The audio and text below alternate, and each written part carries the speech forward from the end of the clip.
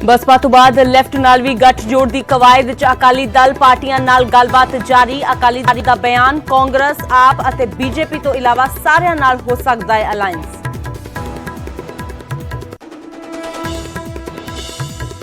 गठजोड़ तो बाद प्रकाश सिंह बादल ने बसपा सुप्रीमो मायावती नाल फोन ते कीती गल। भाईवाल बनन ते दित्ती मुबारकबाद। कहा हुण तुसीं भी पंजाब तो लड़ो चोण। मायावती मुताबक अलायंस नाल पंजाब च विकास और खुशहाली दी होवेगी शुरुआत। पंजाब च भखिया एससी स्कॉलरशिप का मुद्दा। आम आदमी पार्टी ने एससी कमीशन नूं चिट्ठी लिख के सरकार ते भ्रिष्टाचार दे लगाए इल्जाम। साधु सिंह धर्मसोत ते मनप्रीत बादल नूं तलब करन दी कीती मंग। दिल्ली दे सिक्ख्या मंत्री दे इल्जामां ते कैप्टन दा पलटवार। कहा 2022 दी हार देख के आप लगा रही है बहाने। सिसोदिया आउण दिखावांगा पंजाब दे स्कूल। स्कूली सिक्ख्या च पंजाब दे अव्वल आउण ते दिल्ली सरकार ने चुके सी सवाल। गैंगस्टर जयपाल भुल्लर के परिवार ने एनकाउंटर से चुके सवाल। कहा तरक्कियां लैन लई मारे गए नौजवान। फिरोजपुर च अज होवेगा जयपाल भुल्लर का संस्कार। 9 तारीख नूं कलकत्ता च होया सी एनकाउंटर।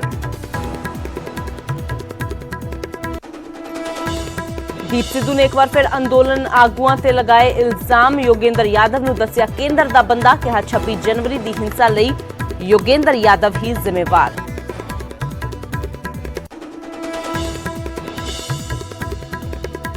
कबड्डी खिडारी की मौत मामले च लगातार चौथे दिन परिवार का धरना जारी। सारे मुलजमां की गिरफ्तारी की मंग कर रहा है परिवार। हुण तक 19 लोगों के खिलाफ मामला हो चुका है दर्ज। मानसा च नहर च नहाउण गए 13 साल के बच्चे का नहीं लग्या कोई सुराग। गोताखोरां की मदद नाल कीती जा रही है भाल। मां बाप का इकलौता पुत सी साहिलप्रीत। देश के दूरगामी इलाकों च ड्रोन जरिए वैक्सीन पहुंचाने की तैयारी। केंद्र सरकार वालों तैयार किया जा रहा है रोड मैप। पहुंच ना होने करके कई पिंड अजे भी ने वैक्सीन तो दूर।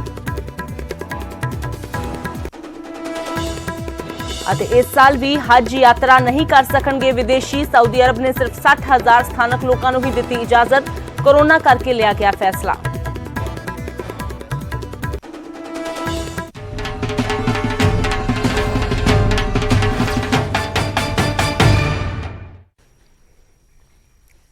सत श्री अकाल। न्यूज़ 18 पंजाब हरियाणा हिमाचल देख रहे सारे दर्शकों का स्वागत। मैं अमृत वर्दी। बुलेटिन की शुरुआत करते हैं अकाली दल दे नाल जो बसपा तो बाद हुण लैफ्ट दे नाल गठजोड़ की तैयारी दे विच है। लैफ्ट दे नाल गठजोड़ की तैयारी कर रहा है अकाली दल। लैफ्ट पार्टियां दे नाल गलबात जारी है। यह अकाली दल दे वल्लों कहा गया है। ते अकाली दल ने भी कहा कि कांग्रेस आम आदमी पार्टी और बीजेपी नूं छड्ड के सारियां दे नाल अलायंस हो सकता है। खब्बे पखियां दे नाल गठजोड़ की तैयारी दे विच है अकाली दल। तां कल बहुजन समाज पार्टी दे नाल हाथ मिलाया सी अकाली दल ने। बसपा दे नाल हाथ मिलाउण तो बाद बसपा नूं 20 सीटां देण तो बाद 2097 का फॉर्मूला हजे फिलहाल जो अकाली दल ने तैयार किया है। उस तो बाद होर भी ज्यादा साथियों की भाल विच है अकाली दल। हुण खब्बे पखियां नूं नाल जोड़न दी कवायद अकाली दल ने शुरू कर दी है। तो अकाली दल ने सीधे तौर पर कहा है कि उन्होंने कोई भी एतराज नहीं है।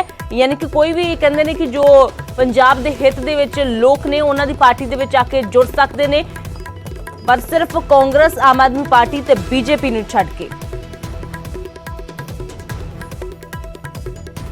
बड़ा फायदा देगा गठजोड़ 1996 ਨੂੰ दोहराएगा उदों अगे जाएगा। बिल्कुल तुसीं वेखोगे कि बहुत वड्डी जित जिहड़ा गठजोड़ा करेगा। साडी कोशिश हले होर भी है। ਅਸੀਂ 3 ਪਾਰਟੀਆਂ ਨੂੰ ਛੱਡ ਕੇ Aam Aadmi party, Congress party, Bharatiya Janata party ਨੂੰ ਛੱਡ ਕੇ ਬਾਕੀ ਹਮਖਿਆਲ ਪਾਰਟੀਆਂ ਜਿਹੜੀਆਂ ਪੰਜਾਬ ਦੇ ਵਿੱਚ ਕਮਿਊਨਿਸਟ ਪਾਰਟੀਆਂ ਨੇ ਦੋਨੇ, ਉਹਨਾਂ ਨਾਲ ਵੀ ਸਾਡਾ ਕੋਈ ਵਿਚਾਰਕ ਮਤਭੇਦ ਨਹੀਂ। ਸਾਡੀਆਂ ਨੀਤੀਆਂ ਮਿਲਦੀਆਂ ਨੇ।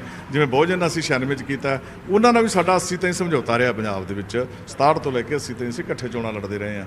ਸੋ ਸਾਡੀ ਕੋਸ਼ਿਸ਼ ਉਹਨਾਂ ਨਾਲ ਵੀ ਚੱਲ ਰਹੀ ਹੈ। ਉਸੇ ਵੇਲੇ ਤੋਂ ਗੱਲਬਾਤ ਕਮਿਊਨਿਸਟ ਪਾਰਟੀਆਂ ਨਾਲ ਦੋਨਾਂ ਨਾਲ ਵੀ ਸਾਡੀ ਚੱਲਦੀ ਹੈ। ਬੜੇ ਵਧੀਆ ਮਾਹੌਲ ਦੇ ਵਿੱਚ ਚੱਲ ਰਹੀ ਹੈ। ਇਸ ਵੇਲੇ ਦਿੱਲੀ ਵੀ ਚੱਲਦੀ ਹੈ, ਇੱਥੇ ਵੀ ਚੱਲਦੀ ਹੈ। ਸੋ ਸਾਨੂੰ ਲੱਗਦਾ ਵੀ ਉਹ ਵੀ ਸਾਡਾ ਸਿਰੇ ਚੜ੍ਹ ਜਾਏਗਾ, ਕਿਉਂਕਿ ਸਾਡੇ ਵਿੱਚ ਟਕਰਾਓ ਨਹੀਂ ਹੈਗਾ, ਨਾ ਕਮਿਊਨਿਸਟ ਪਾਰਟੀਆਂ ਦਾ, ਨਾ ਬਹੁਜਨ ਦਾ, ਆਪ ਵੀ ਦੀ ਵੀ ਨਹੀਂ ਹੈਗਾ ਇਹਨਾਂ ਦਾ ਕੋਈ। ਅਸੀਂ ਉਹਨਾਂ ਨੂੰ ਵੀ ਪੁੱਛ ਲਿਆ ਸੀ, ਬਹੁਜਨ ਨਾਲ ਕਰ ਲਈਏ ਤੁਹਾਨੂੰ ਕੋਈ ਇਤਰਾਜ਼ ਨਹੀਂ। ਬਹੁਜਨ ਨੂੰ ਵੀ ਪੁੱਛ ਲਿਆ ਸੀ, ਉਹਨਾਂ ਨਾਲ ਕਰ ਲਈਏ ਤੁਹਾਨੂੰ ਕੋਈ ਇਤਰਾਜ਼ ਨਹੀਂ। ਨੋ, ਸਾਰਾ ਇੱਕ ਨੀਤੀ ਹੈਗੀ। ਸੋ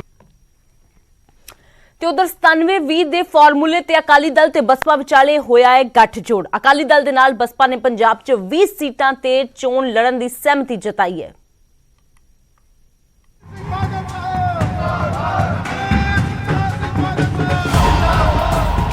ਸ਼੍ਰੋਮਣੀ ਅਕਾਲੀ ਦਲ ਅਤੇ ਬਹੁਜਨ ਸਮਾਜ ਪਾਰਟੀ ਇੱਕ ਵਾਰ ਮੁੜ ਤੋਂ ਸਾਥੀ ਬਣ ਗਏ ਨੇ। ਬੀਜੇਪੀ ਦੇ ਨਾਲ ਅਲਾਈਅੰਸ ਟੁੱਟਣ ਤੋਂ ਬਾਅਦ ਸ਼੍ਰੋਮਣੀ ਅਕਾਲੀ ਦਲ ਨੇ ਬਹੁਜਨ ਸਮਾਜ ਪਾਰਟੀ ਨੂੰ ਚੁਣਿਆ। ਇੱਕ ਤਾਂ ਨੈਸ਼ਨਲ ਪਾਰਟੀ ਨਾਲ ਗਠਜੋੜ ਤੇ ਦੂਜਾ 22 ਦੀਆਂ ਚੋਣਾਂ ਦੇ ਵਿੱਚ ਦਲਿਤਾਂ ਦੀ ਵੋਟ ਸਾਧਣ ਦੀ ਕੋਸ਼ਿਸ਼। ਇਸ ਨਵੇਂ ਗਠਜੋੜ ਦੇ ਨਾਲ ਨਵੇਂ ਸਮੀਕਰਨ ਸਾਹਮਣੇ ਆ ਰਹੇ ਨੇ। ਗਠਜੋੜ ਦੀ ਬੁਨਿਆਦ 97-20 ਦੇ ਫਾਰਮੂਲੇ ਤਹਿਤ ਰੱਖੀ ਗਈ ਹੈ। ਮਤਲਬ ਅਕਾਲੀ ਦਲ 97 ਸੀਟਾਂ ਜਦਕਿ 20 ਸੀਟਾਂ ਤੇ ਬਸਪਾ ਚੋਣ ਲੜੇਗੀ।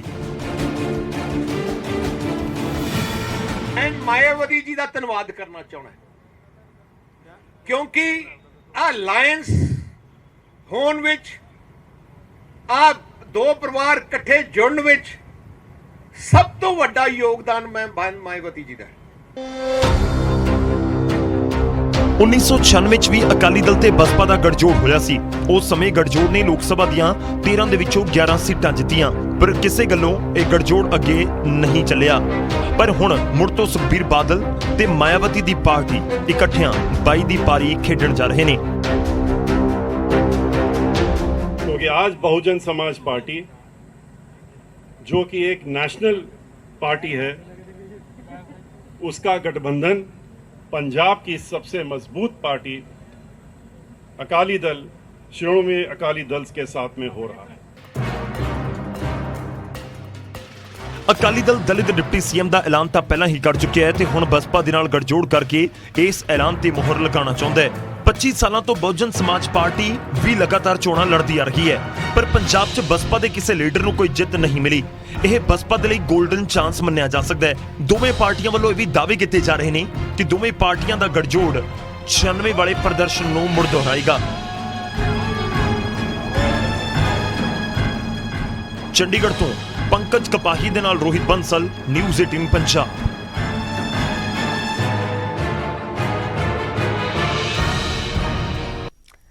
ਤਾਂ 97-20 ਦਾ ਫਾਰਮੂਲਾ ਜੋ ਹੈ ਉਹ ਇਖਤਿਆਰ ਕੀਤਾ ਹੈ ਅਕਾਲੀ ਦਲ ਨੇ ਬਹੁਜਨ ਸਮਾਜ ਪਾਰਟੀ ਦੇ ਨਾਲ 20 ਸੀਟਾਂ ਦੇ ਕੇ, ਪਰ ਅਜੇ ਹੋਰ ਵੀ ਸਾਥੀਆਂ ਦੀ ਭਾਲ ਦੇ ਵਿੱਚ ਹੈ। ਅਕਾਲੀ ਦਲ ਕਹਿੰਦਾ ਹੈ ਕਿ ਜ਼ਿਆਦਾ ਸਾਥੀ ਜੋ ਹੈ ਸਾਡੇ ਨਾਲ ਆ ਕੇ ਜੁੜ ਸਕਦੇ ਨੇ, ਪਰ ਸਿਰਫ ਕਾਂਗਰਸ, ਆਮ ਆਦਮੀ ਪਾਰਟੀ ਤੇ ਬੀਜੇਪੀ ਤੋਂ ਪਰਹੇਜ਼ ਕੀਤਾ ਜਾਵੇਗਾ। ਉਸ ਤੋਂ ਇਲਾਵਾ ਸਾਰਿਆਂ ਨੂੰ ਅਕਾਲੀ ਦਲ ਦੇ ਵਿੱਚ ਖੁੱਲਾ ਸੱਦਾ ਹੈ। ਸਿੱਧਾ ਰੁਖ ਕਰਦੇ ਆ ਰੋਹਿਤ ਬੰਸਲ ਸਾਡੇ ਸਹਿਯੋਗੀ ਜੁੜੇ ਨੇ। ਤਾਂ ਰੋਹਿਤ, 97-20 ਦਾ ਫਾਰਮੂਲਾ ਤਾਂ ਬਹੁਜਨ ਸਮਾਜ ਪਾਰਟੀ ਦੇ ਨਾਲ ਲਗਾ ਲਿਆ ਹੈ, ਪਰ ਹੁਣ ਅੱਗੇ ਖੱਬੇ ਪੱਖੀਆਂ ਨੂੰ ਵੀ ਆਪਣੇ ਨਾਲ ਜੋੜਨ ਦੀ ਕਵਾਇਦ ਅਕਾਲੀ ਦਲ ਨੇ ਸ਼ੁਰੂ ਕਰ ਦਿੱਤੀ ਹੈ। ਕੀ ਕੁਝ ਜਾਣਕਾਰੀ ਹੈ, ਕੀ ਮਿਲ ਰਹੀ ਹੈ ਜਾਣਕਾਰੀ ਕਿ ਕਿੱਥੇ ਸੰਪਰਕ ਅਕਾਲੀ ਦਲ ਦੇ ਵੱਲੋਂ ਇਸ ਵੇਲੇ ਕੀਤਾ ਜਾ ਰਿਹਾ ਹੈ? ਜੀ ਬਿਲਕੁਲ, ਜੇਕਰ ਗੱਲ ਕਰੀ ਜਾਵੇ ਅੰਮ੍ਰਿਤ, ਸ਼੍ਰੋਮਣੀ ਅਕਾਲੀ ਦਲ ਦੀ ਤਾਂ ਅਕਾਲੀ ਦਲ ਵੱਲੋਂ 2022 ਦੀਆਂ ਚੋਣਾਂ ਦੇ ਲਈ ਇੱਕ ਰਣਨੀਤੀ ਹੈ ਜਿਹੜੀ ਉਹ ਬੇहद ਅਹਿਮ ਤਿਆਰ ਕੀਤੀ ਜਾ ਰਹੀ ਹੈ। ਤੁਸੀਂ ਕੱਲ ਵੀ ਦੇਖਿਆ ਹੋਊਗਾ ਕਿ 20 ਸੀਟਾਂ ਬਹੁਜਨ ਸਮਾਜ ਪਾਰਟੀ ਨੂੰ ਦਿੱਤੀਆਂ ਗਈਆਂ, ਜਿਸ ਪਾਰਟੀ ਦੇ ਨਾਲ 1996 ਦੇ ਵਿੱਚ ਗੱਠਜੋੜ ਰਹਿ ਚੁੱਕਿਆ। ਤਾਂ ਅਕਾਲੀ ਦਲ ਜਿਹੜਾ ਬੀਜੇਪੀ ਨਾਲੋਂ ਸੰਪਰਕ ਤੋੜਨ ਤੋਂ ਬਾਅਦ ਲਗਾਤਾਰ ਜਿਹੜੇ ਉਹਨਾਂ ਦੇ ਪੁਰਾਣੇ ਸਹਿਯੋਗੀ ਹੈ ਉਹਨਾਂ ਨਾਲ ਗੱਠਜੋੜ ਕਰਨ ਦੀ ਤਿਆਰੀ ਕਰ ਰਿਹਾ ਹੈ। 1996 ਦੇ ਵਿੱਚ ਬੀਐਸਪੀ ਦੇ ਨਾਲ ਗੱਠਜੋੜ ਹੁੰਦਾ ਪਰ ਉਹ ਟੁੱਟ ਜਾਂਦਾ, ਪਰ 13 ਦੇ ਵਿੱਚੋਂ 11 ਸੀਟਾਂ ਇਹ ਗੱਠਜੋੜ ਦੇ ਹਿੱਸੇ ਆਉਂਦੀਆਂ ਨੇ।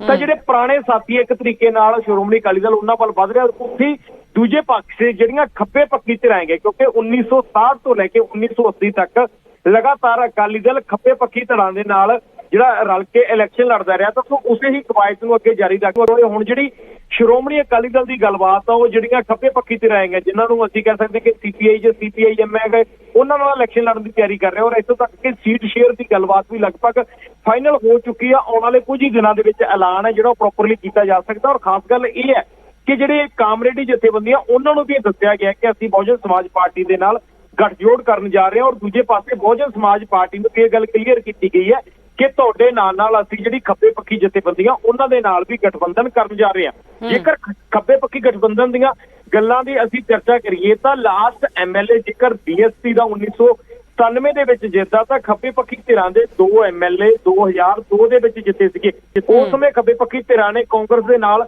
ਰਲ ਕੇ ਇਲੈਕਸ਼ਨ ਲੜਿਆ ਸੀ ਔਰ 11 ਸੀਟਾਂ ਜਿਹੜੀਆਂ ਉਹ ਕਮਿਊਨਿਸਟ ਪਾਰਟੀ ਨੇ ਉਸ ਸਮੇਂ ਜਿਹੜੀਆਂ ਗੱਠਜੋੜ ਦੇ ਵਿੱਚ ਰੱਖੀਆਂ ਸੀ। 105 ਸੀਟਾਂ ਤੇ ਕਾਂਗਰਸ ਪਾਰਟੀ ਇਲੈਕਸ਼ਨ ਲੜ ਰਹੀ ਸੀ ਔਰ 11 ਸੀਟਾਂ ਦੇ ਜਿਹੜੀ ਕਮਿਊਨਿਸਟ ਪਾਰਟੀ ਹੈ ਉਹ ਇਲੈਕਸ਼ਨ ਲੜ ਰਹੀ ਸੀ।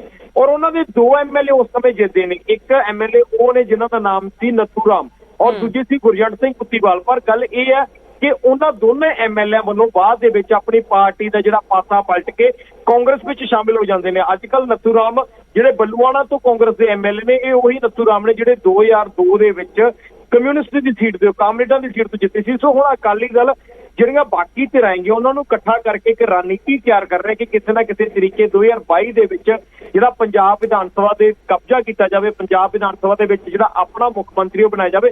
ਤਾਂ ਉਸ ਚੀਜ਼ ਨੂੰ ਲੈ ਕੇ ਅਕਾਲੀ ਦਲ ਨੇ ਰਣਨੀਤੀ ਤਿਆਰ ਕਰ ਲਈ ਹੈ। ਜਿੱਥੇ ਬਹੁਜਨ ਸਮਾਜ ਪਾਰਟੀ ਦੇ ਨਾਲ ਸਮਝੌਤਾ ਹੋ ਚੁੱਕਿਆ, ਉੱਥੇ ਹੀ ਥੋੜੇ ਦਿਨਾਂ ਦੇ ਬਾਅਦ ਕਾਮਰੇਡ ਜਥੇਬੰਦੀਆਂ ਦੇ ਨਾਲ ਵੀ ਸਮਝੌਤਾ ਹੋ ਜਾਏਗਾ। ਜੀ ਬਿਲਕੁਲ ਰੋਹਿਤ, ਤਾਂ ਆਪਣਾ ਜ਼ਾਹਰ ਜੋ ਗੱਲ ਹੈ ਕਿ ਕੁਨਬਾ ਮਜ਼ਬੂਤ ਕਰਨ ਦੀ ਕੋਸ਼ਿਸ਼ ਅਕਾਲੀ ਦਲ ਦੇ ਵੱਲੋਂ ਕੀਤੀ ਜਾ ਰਹੀ ਹੈ, ਕਿਉਂਕਿ ਜਿਸ ਤਰੀਕੇ ਦੇ ਨਾਲ ਪਿੱਛੇ ਸਮੇਂ ਦੇ ਵਿੱਚ ਪਾਰਟੀ ਦਾ ਨਿਘਾਰ ਹੋਇਆ ਹੈ ਉਸ ਨੂੰ ਉੱਪਰ ਚੱਕਣ ਦੇ ਲਈ ਹੁਣ ਵੱਧ ਤੋਂ ਵੱਧ ਸਾਥੀਆਂ ਨੂੰ ਜੋ ਹੈ ਨਾਲ ਜੋੜਨ ਦੀ ਕੋਸ਼ਿਸ਼ ਕੀਤੀ ਜਾ ਰਹੀ ਹੈ। ਤਾਂ ਸ਼ੁਕਰੀਆ ਰੋਹਿਤ ਫਿਲਹਾਲ ਇਸ तमाम ਜਾਣਕਾਰੀ ਦੇ ਲਈ। ਕੁਲਦੀਪ ਵੈਦ ਸਾਡੇ ਨਾਲ ਜੁੜੇ ਨੇ, ਕਾਂਗਰਸੀ ਵਿਧਾਇਕ ਨੇ। ਕੁਲਦੀਪ ਵੈਦ ਜੀ, ਬਹੁਜਨ ਸਮਾਜ ਪਾਰਟੀ ਨੂੰ ਤਾਂ 20 ਸੀਟਾਂ ਦੇ ਦਿੱਤੀਆਂ ਅਕਾਲੀ ਦਲ ਨੇ, ਪਰ ਕਹਿੰਦੇ ਨੇ ਜੇ 97 ਸੀਟਾਂ ਨੇ ਕਾਫੀ ਨੇ, ਚਲੋ ਹੋਰ ਸਾਥੀਆਂ ਨੂੰ ਵੀ ਸੱਦਾ ਦਿੰਦੇ ਆ। ਹੁਣ ਖੱਬੇ ਪੱਖੀਆਂ ਦੇ ਨਾਲ ਕਿਹਾ ਜਾ ਰਿਹਾ ਹੈ ਕਿ ਗੱਠਜੋੜ ਦੀ ਤਿਆਰੀ ਹੈ। ਬਿਲਕੁਲ ਇਹ ਬਿਲਕੁਲ ਮੈਂ ਚੰਗੀ ਗੱਲ ਕਹਿਣਾ ਜੀ। ਸ਼੍ਰੋਮਣੀ ਅਕਾਲੀ ਦਲ ਦਾ ਕਿਉਂਕਿ ਬੇਸ ਬਿਲਕੁਲ ਹੀ ਖੁਰ ਚੁੱਕਿਆ ਸੀਗਾ, ਇਹਨਾਂ ਨੂੰ ਜ਼ਰੂਰਤ ਸੀਗੀ ਇਹੋ ਜਿਹੀਆਂ ਪਾਰਟੀਆਂ ਦੀਆਂ ਜਿਹੜੀਆਂ ਇੱਕ ਇੱਕ ਦੋ ਦੋ ਸੀਟਾਂ ਇਹਨਾਂ ਨੂੰ ਜਿਤਾ ਸਕਣ। ਮੈਂ ਇਸ ਗੱਲ ਨੂੰ ਬੁਰਾ ਨਹੀਂ ਮੰਨਦਾ, ਹਰ ਇੱਕ ਪੋਲੀਟੀਕਲ ਪਾਰਟੀ ਅਲਾਈਅੰਸ ਕਰਦੀ ਹੈ, ਸੈਂਟਰ ਦੇ ਵਿੱਚ ਯੂਪੀਏ ਤੇ ਐਨਡੀਏ ਰਹੀ ਹੈ। ਸੋ ਇਸ ਕਰਕੇ ਇਹ ਤਾਂ ਜਿਹੜਾ ਸ਼੍ਰੋਮਣੀ ਅਕਾਲੀ ਦਲ ਨੇ ਕੀਤਾ ਆਪਣੀ ਹੋਂਦ ਬਚਾਉਣ ਵਾਸਤੇ ਕੀਤਾ, ਇਹਦੇ 'ਚ ਕੋਈ ਦੋ ਰਾਵਾਂ ਨਹੀਂ ਹੈ। ਮਾੜੀ ਗੱਲ ਨਹੀਂ, ਚੰਗੀ ਗੱਲ ਹੈ। ਏਦਾਂ ਹੀ ਬੀਐਸਪੀ ਹੈ ਜਿਹੜੀ ਉਹ ਬਿਲਕੁਲ ਹੀ ਪਿਛਲੇ ਸਮੇਂ ਤੋਂ ਬਿਲਕੁਲ ਹੀ ਡਾਊਨ ਹੋ ਗਈ ਸੀ, ਉਹਨੂੰ ਵੀ ਸਰਵਾਈਵਲ ਚਾਹੀਦਾ ਸੀਗਾ। ਸੋ ਰਲ ਕੇ ਕਰ ਲੈਣ, ਪਰ ਬਣਨਾ ਕੁਝ ਨਹੀਂ। ਜਿਹੜੇ ਪੰਜਾਬ ਦੇ ਲੋਕ ਹੈ ਨਾ ਤਾਂ ਉਹ 2007 ਤੋਂ 17 ਤੱਕ ਦੀ ਸਰਕਾਰ ਸ਼੍ਰੋਮਣੀ ਅਕਾਲੀ ਦਲ ਦੀ ਭੁੱਲੇ ਆ, ਤੇ ਜਿਹੜਾ ਇਹਨਾਂ ਨੇ ਸਭ ਤੋਂ ਵੱਡਾ ਕੰਮ ਕੀਤਾ ਸ਼੍ਰੋਮਣੀ ਅਕਾਲੀ ਦਲ ਨੇ 5 ਜੂਨ ਤੋਂ ਲੈ ਕੇ 7 ਸਤੰਬਰ ਤੱਕ ਜਿਹੜਾ ਇਹਨਾਂ ਨੇ ਜਿਹੜੇ ਕਾਲੇ ਕਾਨੂੰਨ ਬਣਾਏ ਸਾਡੇ ਪੰਜਾਬੀਆਂ ਦੇ ਖਿਲਾਫ, ਕਿਸਾਨੀ ਦੇ ਖਿਲਾਫ, ਉਹ ਕਾਨੂੰਨਾਂ ਦਾ ਇਹਨਾਂ ਨੇ ਬਹੁਤ ਉੱਚੀ ਉੱਚੀ ਰੌਲਾ ਪਾਇਆ, ਬਹੁਤ ਉੱਚੀ ਉੱਚੀ। ਇਹ ਤਾਂ ਬਿੱਲ ਜੀ ਕਿਆ ਜੀ, ਇਹ ਤਾਂ ਐਕਟ ਆ ਜਿਹੜਾ ਤਾਂ ਨਜ਼ਾਰੇ ਲਿਆ ਦੂਗਾ, ਇਹਦੇ ਨਾਲ ਤਾਂ ਜੀ ਸਾਡੀ ਕਿਸਾਨੀ ਆਪਣੀ ਬਹੁਤ ਉੱਪਰ ਚਲੀ ਜਾਊਗੀ। ਫਿਰ ਜਦੋਂ ਲੋਕਾਂ ਦਾ ਬਹੁਤ ਰੋਹ ਵਧਿਆ ਉਦੋਂ ਇਹਨਾਂ ਨੇ ਯੂ ਟਰਨ ਮਾਰਿਆ ਝੂਠਾ, ਉਹ ਇਹਨਾਂ ਦੀ ਮਜਬੂਰੀ ਬਣ ਗਈ। ਸੋ ਇਹਨਾਂ ਦੀ ਗਰਾਊਂਡ ਜਿਹੜੀ ਸ਼੍ਰੋਮਣੀ ਅਕਾਲੀ ਦਲ ਦੀ ਆ ਇਹ ਖੁੱਸ ਚੁੱਕੀ ਹੋਈ ਹੈ। ਸੋ ਅਲਾਇੰਸ ਕਰ ਰਹੇ ਨੇ, ਕਰ ਲੈਣ, ਕੋਈ ਐਸੀ ਗੱਲ ਨਹੀਂ। 22 ਦੇ ਵਿੱਚ ਲੋਕਾਂ ਨੇ ਆਪਣਾ ਮਨ ਬਣਾਇਆ ਹੋਇਆ, ਜਿਹੜੀ ਪਾਰਟੀ ਚੰਗਾ ਕੰਮ ਕਰੇਗੀ, ਜਿਹਨੂੰ ਮੁਲਾਂਕਣ ਕਰਨਗੇ ਉਹਨੂੰ ਵੋਟ ਕਰਨਗੇ। ਪਰ ਸ਼੍ਰੋਮਣੀ ਅਕਾਲੀ ਦਲ ਤੇ ਅਲਾਇੰਸ ਨਹੀਂ ਪਾਵਰ ਚਾਹੁੰਦਾ, ਇਹ ਮੈਂ ਤੁਹਾਨੂੰ ਗਰੰਟੀ ਦਿੰਦਾ। ਪਰ ਕੀ ਲੱਗਦਾ ਹੈ ਕੁਲਦੀਪ ਵੈਦ ਜੀ, ਕਿਉਂਕਿ ਜਦੋਂ ਇਹ ਛੋਟੀਆਂ ਪਾਰਟੀਆਂ ਹੁੰਦੀਆਂ ਨੇ, ਬਸਪਾ ਦੀ ਗੱਲ ਕਰ ਲਓ ਜਾਂ ਖੱਬੇ ਪੱਖੀਆਂ, ਆਪਣੇ ਪੱਧਰ ਤੇ ਤਾਂ ਚਲੋ ਇਹ ਜ਼ਿਆਦਾ ਸੀਟਾਂ ਲੈ ਕੇ ਵੀ ਕੋਈ ਕਮਾਲ ਨਹੀਂ ਕਰ ਪਾਉਂਦੀਆਂ, ਪਰ ਕਹਿੰਦੇ ਨੇ ਕਿ ਜਦੋਂ ਕਿਸੇ ਵੱਡੀ ਪਾਰਟੀ ਦੇ ਨਾਲ ਜੁੜ ਜਾਂਦੀਆਂ ਨੇ ਤਾਂ ਫਾਇਦਾ ਉਸ ਨੂੰ ਜ਼ਰੂਰ ਪਹੁੰਚ ਜਾਂਦਾ ਹੈ। ਤਾਂ ਕੀ ਲੱਗਦਾ ਹੈ ਕਿ ਇਸ ਵੇਲੇ ਟੱਕਰ ਦੇ ਵਿੱਚ ਤੁਸੀਂ ਦੇਖ ਰਹੇ ਹੋ ਪੰਜਾਬ ਦੀ ਸਿਆਸਤ ਦੇ ਵਿੱਚ? ਬਿਲਕੁਲ ਟੱਕਰ 'ਚ ਨਹੀਂ, ਪੰਜਾਬ ਦੇ ਲੋਕ ਬਹੁਤ ਸਿਆਣੇ ਹੋ ਚੁੱਕੇ ਨੇ। ਮੋਰਓਵਰ ਇੱਕ ਤੁਹਾਨੂੰ ਗੱਲ ਦੱਸਦੇ ਆ, ਬੀਐਸਪੀ ਦੀ ਹਿਸਟਰੀ, ਚਾਹੇ ਉਹ ਸਟੇਟਾਂ ਦੇ ਵਿੱਚ ਅਲਾਇੰਸ ਆ ਜਾਂ ਸੈਂਟਰ ਵਿੱਚ ਹੈ, ਬੀਐਸਪੀ ਦਾ ਅਲਾਇੰਸ ਕਿਸੇ ਵੀ ਪਾਰਟੀ ਨਾਲ ਕਦੇ ਨਿਭਿਆ ਨਹੀਂ। ਇਹ ਹਿਸਟਰੀ ਹੈ ਬੀਐਸਪੀ ਦੀ। ਮੈਂ ਤਾਂ ਕਹਿੰਦਾ ਨਿਭੇ, ਚੰਗੀ ਗੱਲ ਹੈ, ਕੋਈ ਮਾੜੀ ਗੱਲ ਨਹੀਂ, ਤੇ ਪਰ ਇਹ ਨਿਭਿਆ ਨਹੀਂ। ਇਹ ਜੋ ਹਿਸਟਰੀ ਹੈ, ਜੋ ਪਾਸਟ ਹੈ, ਉਹਦੇ ਬਾਰੇ ਤੁਹਾਨੂੰ ਦੱਸ ਰਿਹਾ। ਸੋ ਇਹ ਜਿਹੜਾ ਅਲਾਇੰਸ ਹੋਇਆ, ਮੈਂ ਹਰ ਅਲਾਇੰਸ ਨੂੰ ਵੈਲਕਮ ਕਰਦਾ, ਹਰ ਬੰਦਾ ਟਰਾਈ ਕਰਦਾ, ਲੇਕਿਨ ਲੋਕ ਤਾਂ ਇਹਨੂੰ ਦੋਨੇ ਹੱਥਾਂ 'ਚ ਲੈ ਕੇ ਤੋਲਣਗੇ, ਮਿਲਣਗੇ ਵੀ ਕਿਹੜੀ ਪਾਰਟੀ ਚੰਗੀ ਹੈ। ਇਹਨਾਂ ਨੇ ਸ਼੍ਰੋਮਣੀ ਅਕਾਲੀ ਦਲ ਨੇ 2007 ਤੋਂ 17 ਤੱਕ ਕੀਤਾ। ਇਹ ਸੋਚਦੇ ਆ ਵੀ ਲੋਕ ਕਿਤੇ ਭੁੱਲ ਗਏ ਨੇ, ਲੋਕ ਭੁੱਲਣਗੇ ਨਹੀਂ, ਲੋਕ ਬੜੇ ਸਿਆਣੇ ਨੇ। ਜੀ ਕੁਲਦੀਪ ਵੈਦ ਜੀ, ਸ਼ੁਕਰੀਆ ਨਿਊਜ਼ 18 ਪੰਜਾਬ ਹਰਿਆਣਾ ਹਿਮਾਚਲ ਦੇ ਨਾਲ ਜੁੜਨ ਦੇ ਲਈ। ਤਾਂ ਵਿਰੋਧੀਆਂ ਦੇ ਵੱਲੋਂ ਲਗਾਤਾਰ ਨਿਸ਼ਾਨੇ ਸਾਧੇ ਜਾ ਰਹੇ ਨੇ ਤੇ ਨਾਲ ਹੀ ਕਹਿ ਸਕਦੇ ਹਾਂ ਕਿ ਤੰਜ਼ ਕੱਸਿਆ ਜਾ ਰਿਹਾ ਹੈ ਕਿ ਅਕਾਲੀ ਦਲ ਬੇਸ਼ੱਕ ਜਿੰਨੇ ਮਰਜ਼ੀ ਸਾਥੀ ਨਾਲ ਲੈ ਕੇ ਆ ਜਾਵੇ, ਪਰ ਅਕਾਲੀ ਦਲ ਆਪਣਾ ਸਿਆਸੀ ਆਧਾਰ ਗਵਾ ਚੁੱਕਾ ਹੈ ਤੇ ਉਹ ਸਿਆਸੀ ਜ਼ਮੀਨ ਦੁਬਾਰਾ ਅਕਾਲੀ ਦਲ ਹਾਸਲ ਨਹੀਂ ਕਰ ਸਕਦਾ। ਕਾਂਗਰਸ ਦੇ ਵੱਲੋਂ ਕਿਹਾ ਜਾ ਰਿਹਾ ਹੈ, ਆਮ ਆਦਮੀ ਪਾਰਟੀ ਨਿਸ਼ਾਨੇ ਸਾਧ ਰਹੀ ਹੈ, ਬੀਜੇਪੀ ਨਿਸ਼ਾਨੇ ਸਾਧ ਰਹੀ ਹੈ, ਪਰ ਇਸ ਸਭ ਦੇ ਵਿਚਾਲੇ ਅਕਾਲੀ ਦਲ ਇਸ ਸਭ ਤੋਂ ਪਰੇ ਹੋ ਕੇ ਆਪਣਾ ਕੁਨਬਾ ਮਜ਼ਬੂਤ ਕਰਨ ਦੇ ਵਿੱਚ ਲੱਗਿਆ ਹੋਇਆ ਹੈ। ਬਸਪਾ ਦੇ ਨਾਲ ਗੱਠਜੋੜ ਤੋਂ ਬਾਅਦ ਹੁਣ ਲੈਫਟ ਨੂੰ ਆਪਣੇ ਨਾਲ ਜੋੜਨ ਦੀ ਤਿਆਰੀ ਵਿੱਚ ਹੈ। ਖੱਬੇ ਪੱਖੀ ਜੋ ਜਥੇਬੰਦੀਆਂ ਨੇ, ਪਾਰਟੀਆਂ ਨੇ, ਸੀਪੀਆਈ, ਸੀਪੀਐਮ, ਉਹਨਾਂ ਦੇ ਨਾਲ ਗੱਲਬਾਤ ਅਕਾਲੀ ਆਗੂਆਂ ਦੀ ਹੋ ਰਹੀ ਹੈ ਤੇ ਇਹ ਵੀ ਕਿਹਾ ਜਾ ਰਿਹਾ ਹੈ ਕਿ ਲਗਭਗ ਗੱਲਬਾਤ ਜੋ ਹੈ ਉਹ ਹੋ ਚੁੱਕੀ ਹੈ ਤੇ ਹੁਣ ਇੰਤਜ਼ਾਰ ਇਹੀ ਹੈ ਕਿ ਕੋਈ ਵੱਡਾ ਆਗੂ ਕੋਈ ਆ ਕੇ ਅੱਗੇ ਬਿਆਨ ਇਸ ਸੰਬੰਧੀ ਦਿੰਦਾ ਹੈ ਗੱਠਜੋੜ ਬਾਰੇ। ਤਾਂ ਫਿਲਹਾਲ ਅਗਲੀ ਵੱਡੀ ਖਬਰ ਦਾ ਰੁਖ ਕਰਦੇ ਹਾਂ। ਕੋਟਕਪੂਰਾ ਗੋਲੀकांड ਦੇ ਨਾਲ ਜੁੜੀ ਹੋਈ ਹੈ ਵੱਡੀ ਖਬਰ ਹੈ। ਪ੍ਰਕਾਸ਼ ਸਿੰਘ ਬਾਦਲ ਨੂੰ ਤਲਬ ਕੀਤਾ ਗਿਆ ਹੈ। ਜੀ ਹਾਂ, ਸਾਬਕਾ ਮੁੱਖ ਮੰਤਰੀ ਪੰਜਾਬ ਪ੍ਰਕਾਸ਼ ਸਿੰਘ ਬਾਦਲ ਨੂੰ ਤਲਬ ਕੀਤਾ ਗਿਆ ਹੈ। ਨਵੀਂ ਐਸਆਈਟੀ ਨੇ ਪੁੱਛਗਿੱਛ ਦੇ ਲਈ ਪ੍ਰਕਾਸ਼ ਸਿੰਘ ਬਾਦਲ ਨੂੰ ਤਲਬ ਕੀਤਾ ਹੈ ਤੇ 16 ਜੂਨ ਨੂੰ ਪੁੱਛਗਿੱਛ ਦੇ ਲਈ ਸੱਦਿਆ ਗਿਆ ਹੈ। ਤਾਂ ਸੂਤਰਾਂ ਦੇ ਹਵਾਲੇ ਤੋਂ ਇਹ ਵੱਡੀ ਖਬਰ ਸਾਹਮਣੇ ਆ ਰਹੀ ਹੈ ਕਿ ਨਵੀਂ ਐਸਆਈਟੀ ਨੇ ਪ੍ਰਕਾਸ਼ ਸਿੰਘ ਬਾਦਲ ਪੰਜਾਬ ਦੇ ਸਾਬਕਾ ਮੁੱਖ ਮੰਤਰੀ ਨੇ, ਕਿਉਂਕਿ ਉਹਨਾਂ ਦੀ ਸਰਕਾਰ ਵੇਲੇ ਜੋ ਉਹਨਾਂ ਦੀ ਸਰਕਾਰ ਦੇ ਵੇਲੇ ਜੋ ਸਭ ਕੁਝ ਇਹ ਵਾਪਰਿਆ ਤੇ ਇਸ ਲਈ ਲਗਾਤਾਰ ਜੋ ਹੈ ਉਹ ਅਕਾਲੀ ਦਲ ਦੇ ਉੱਪਰ ਸਵਾਲ ਵੀ ਖੜੇ ਕੀਤੇ ਜਾਂਦੇ ਨੇ, ਵਿਰੋਧੀ ਨਿਸ਼ਾਨੇ ਸਾਧਦੇ ਨੇ। ਪਰ ਇਸ ਵੇਲੇ ਜੋ ਵੱਡੀ ਖਬਰ ਸੂਤਰਾਂ ਦੇ ਹਵਾਲੇ ਤੋਂ ਆ ਰਹੀ ਹੈ ਕਿ ਪ੍ਰਕਾਸ਼ ਸਿੰਘ ਬਾਦਲ ਨੂੰ ਪੁੱਛਗਿੱਛ ਦੇ ਲਈ ਤਲਬ ਕੀਤਾ ਗਿਆ ਹੈ। ਨਵੀਂ ਐਸਆਈਟੀ ਜੋ ਲਗਾਤਾਰ ਐਕਸ਼ਨ ਦੇ ਵਿੱਚ ਹੈ, ਲਗਾਤਾਰ ਪੁੱਛਗਿੱਛ ਦਾ ਦੌਰ ਨਵੀਂ ਐਸਆਈਟੀ ਦੇ ਵੱਲੋਂ ਜਾਰੀ ਹੈ, ਤਾਂ ਹੁਣ ਪ੍ਰਕਾਸ਼ ਸਿੰਘ ਬਾਦਲ ਨੂੰ ਤਲਬ ਕੀਤਾ ਗਿਆ ਹੈ। ਪੰਕਜ ਕਪਾਹੀ ਸਾਡੇ ਸਹਿਯੋਗੀ ਜ਼ਿਆਦਾ ਜਾਣਕਾਰੀ ਲਈ ਜੁੜੇ ਨੇ। ਤਾਂ ਪੰਕਜ, ਪ੍ਰਕਾਸ਼ ਸਿੰਘ ਬਾਦਲ ਨੂੰ ਤਲਬ ਕੀਤਾ ਗਿਆ ਹੈ, ਆਪਣੇ ਆਪ ਦੇ ਵਿੱਚ ਬਹੁਤ ਵੱਡੀ ਗੱਲ ਹੋ ਜਾਂਦੀ ਹੈ ਜਦੋਂ ਸਾਬਕਾ ਮੁੱਖ ਮੰਤਰੀ ਨੂੰ, ਕਿਉਂਕਿ ਉਹਨਾਂ ਦੀ ਸਰਕਾਰ ਦੇ ਵੇਲੇ ਸਭ ਕੁਝ ਵਾਪਰਿਆ। ਫਿਲਹਾਲ ਕੀ ਕੁਝ ਜਾਣਕਾਰੀ ਹੈ? बिल्कुल अमृत, इस वेले दी सोर्सिस सब तो वड्डी जानकारी जिहड़ी निकल के सामने आ रही है, क्योंकि जिस तरीके दे नाल सुमेध सैनी जो उस वेले दे डीजीपी सीगे ਉਹਨਾਂ ਨੂੰ ਪੁੱਛਗਿੱਛ ਲਈ ਬੁਲਾਇਆ ਗਿਆ ਸੀ। ਉਹਨਾਂ ਤੋਂ ਕਈ ਸਾਰੇ ਸਵਾਲ ਜਿਹੜੇ ਨੇ ਉਹ ਪੁੱਛੇ ਗਏ ਸੀਗੇ ਕਿ ਗੋਲੀ ਚਲਾਉਣ ਦੇ ਹੁਕਮ ਕਿਸ ਦੇ ਕਹਿਣ ਤੇ ਦਿੱਤੇ ਗਏ ਸੀਗੇ, ਕਿਉਂ ਗੋਲੀਆਂ ਚਲਾਉਣੀਆਂ ਪਈਆਂ, ਔਰ ਉਸ ਵੇਲੇ ਜਦੋਂ ਸੰਗਤ ਜਿਹੜਾ ਵਾ ਧਰਨਾ ਦੇ ਰਹੀ ਸੀਗੀ ਤਾਂ ਉਸ ਵੇਲੇ ਗੋਲੀ ਚਲਾਉਣ ਦੀ ਵਜ੍ਹਾ ਕੀ ਸੀ, ਤਮਾਮ ਸਵਾਲ ਪੁੱਛੇ ਗਏ। ਉਸ ਤੋਂ ਬਾਅਦ ਉਮਰਾ ਨੰਗਲ ਤੋਂ ਸਵਾਲ ਪੁੱਛੇ ਗਏ, ਕਈ ਸਾਰੇ ਹੋਰ ਉਸ ਵੇਲੇ ਦੇ ਜਿਹੜੇ ਅਫਸਰ ਸੀਗੇ ਉਹਨਾਂ ਤੋਂ ਸਵਾਲ ਪੁੱਛੇ ਗਏ, ਔਰ ਹੁਣ ਐਸਆਈਟੀ ਨੇ ਫੈਸਲਾ ਲਿੱਤਾ ਗਿਆ। ਸੋਰਸਿਸ ਤੇ ਜਾਣਕਾਰੀ ਦੇ ਰਹੇ ਨੇ ਕਿ ਸੰਮਨ ਜਿਹੜੇ ਨੇ ਸਾਬਕਾ ਮੁੱਖ ਮੰਤਰੀ ਪ੍ਰਕਾਸ਼ ਸਿੰਘ ਬਾਦਲ ਹੋਰਾਂ ਨੂੰ ਭੇਜੇ ਨੇ, ਔਰ ਉਹਨਾਂ ਨੂੰ ਐਸਆਈਟੀ ਦੇ ਸਾਹਮਣੇ ਪੇਸ਼ ਹੋਣ ਦੇ ਲਈ ਕਿਹਾ ਗਿਆ ਵਾ। ਉਹਨਾਂ ਤੋਂ ਪੁੱਛਿਆ ਜਾਏਗਾ, ਕਿਉਂਕਿ ਉਸ ਵੇਲੇ ਹਕੂਮਤ ਅਕਾਲੀ ਦਲ ਦੀ ਸੀਗੀ ਔਰ ਉਹ ਮੁੱਖ ਮੰਤਰੀ ਸੀਗੇ ਪ੍ਰਕਾਸ਼ ਸਿੰਘ ਬਾਦਲ। ਇਸ ਕਰਕੇ ਸੰਮਨ ਜਿਹੜੇ ਨੇ ਐਸਆਈਟੀ ਜਿਹੜੀ 3 ਮੈਂਬਰੀ ਕੋਟਕਪੂਰਾ ਗੋਲੀकांड ਮਾਮਲੇ ਦੇ ਵਿੱਚ ਬਣਾਈ ਗਈ ਹੈ, ਉਸ ਦੇ ਵਿੱਚ ਪ੍ਰਕਾਸ਼ ਸਿੰਘ ਬਾਦਲ ਜਿਹੜੇ ਨੇ ਉਹ ਇਨਵੈਸਟੀਗੇਸ਼ਨ ਦਾ ਹਿੱਸਾ ਬਣਨਗੇ, ਔਰ ਇਸੇ ਵਜ੍ਹਾ ਕਰਕੇ ਸੰਮਨ ਜਿਹੜੇ ਨੇ ਉਹ ਭੇਜੇ ਗਏ ਨੇ। ਸੋਰਸਿਸ ਤੇ ਜਾਣਕਾਰੀ ਦੇ ਰਹੇ ਨੇ, ਔਰ 16 ਤਰੀਕ ਨੂੰ ਪ੍ਰਕਾਸ਼ ਸਿੰਘ ਬਾਦਲ ਨੂੰ ਐਸਆਈਟੀ ਦੇ ਸਾਹਮਣੇ ਪੇਸ਼ ਹੋਣ ਦੇ ਲਈ ਕਿਹਾ ਗਿਆ। ਇਹ ਸੋਰਸਿਸ ਦੇ ਮੁਤਾਬਿਕ ਜਾਣਕਾਰੀ ਜਿਹੜੀ ਹੈ ਉਹ ਨਿਕਲ ਕੇ ਸਾਹਮਣੇ ਆਈ ਹੈ, ਕਿਉਂਕਿ ਇਸ ਤੋਂ ਪਹਿਲਾਂ ਜਿਹੜੀ ਸਪੈਸ਼ਲ ਇਨਵੈਸਟੀਗੇਸ਼ਨ ਟੀਮ ਬਣੀ ਸੀ ਜਿਸ ਦੀ ਜਿਹੜੀ ਜਾਂਚ ਹੈ ਪਹਿਲਾਂ ਕੁੰਵਰ ਵਿਜੇ ਪ੍ਰਤਾਪ ਹੋਰੀ ਕਰ ਰਹੇ ਸੀਗੇ। ਕੁੰਵਰ ਵਿਜੇ ਪ੍ਰਤਾਪ ਹੋਰਾਂ ਨੇ ਵੀ ਪ੍ਰਕਾਸ਼ ਸਿੰਘ ਬਾਦਲ ਨੂੰ ਉਸ ਵੇਲੇ ਇਨਵੈਸਟੀਗੇਸ਼ਨ ਦੇ ਵਿੱਚ ਬੁਲਾਇਆ ਸੀ। ਹਾਲਾਂਕਿ ਉਸ ਐਸਆਈਟੀ ਨੂੰ ਕੋਰਟ ਨੇ ਖਾਰਜ ਕਰ ਦਿੱਤਾ ਸੀਗਾ, ਔਰ ਕੋਰਟ ਨੇ ਫਟਕਾਰ ਜਿਹੜੀ ਹੈ ਉਸ ਵੇਲੇ ਦੀ ਐਸਆਈਟੀ ਦੀ ਇਨਵੈਸਟੀਗੇਸ਼ਨ ਨੂੰ ਲਗਾਈ ਸੀ। ਲੇਕਿਨ ਹੁਣ ਨਵੀਂ ਐਸਆਈਟੀ ਬਣੀ, ਪਹਿਲਾਂ ਦੇਖਣ ਚ ਆਇਆ ਕਿ ਸੁਮੇਧ ਸੈਣੀ ਤੋਂ ਪੁੱਛਗਿੱਛ ਹੋਈ, ਐਸਆਈਟੀ ਦੇ ਮੈਂਬਰ ਮੌਕੇ ਤੇ ਗਏ, ਕੋਟਕਪੂਰਾ ਗਏ, ਉੱਥੇ ਚਸ਼ਮਦੀਦ ਤੋਂ ਕਈ ਸਾਰੇ ਸਵਾਲ ਜਿਹੜੇ ਪੁੱਛੇ ਗਏ, ਕਈ ਸਾਰੇ ਉਸ ਵੇਲੇ ਦੇ ਜਿਹੜੇ ਪੁਲਿਸ ਮੁਲਾਜ਼ਮ ਜ਼ਖਮੀ ਹੋਏ ਸੀ ਉਹਨਾਂ ਤੋਂ ਸਵਾਲ ਪੁੱਛੇ ਗਏ, ਔਰ ਇਸੇ ਨਾਲ ਜਿਹੜੇ ਲੋਕ ਉੱਥੇ ਜ਼ਖਮੀ ਹੋਏ ਸੀ ਉਹਨਾਂ ਤੋਂ ਕਈ ਸਾਰੇ ਸਵਾਲ ਜਿਹੜੇ ਨੇ ਉਹ ਪੁੱਛੇ ਗਏ ਸੀਗੇ। ਔਰ ਹੁਣ ਸਭ ਤੋਂ ਵੱਡੀ ਜਾਣਕਾਰੀ ਕਿ ਸਭ ਤੋਂ ਵੱਡੇ ਚਿਹਰੇ ਅਕਾਲੀ ਦਲ ਦੇ ਉਹਨਾਂ ਨੂੰ ਤਲਬ ਕੀਤਾ ਗਿਆ, ਉਹਨਾਂ ਨੂੰ ਸੰਮਨ ਜਿਹੜੇ ਨੇ ਉਹ ਭੇਜੇ ਗਏ ਨੇ ਕਿ ਉਹ ਐਸਆਈਟੀ ਦੇ ਸਾਹਮਣੇ ਪੇਸ਼ ਹੋਣ ਔਰ ਇਨਵੈਸਟੀਗੇਸ਼ਨ ਦਾ ਹਿੱਸਾ ਬਣਨ।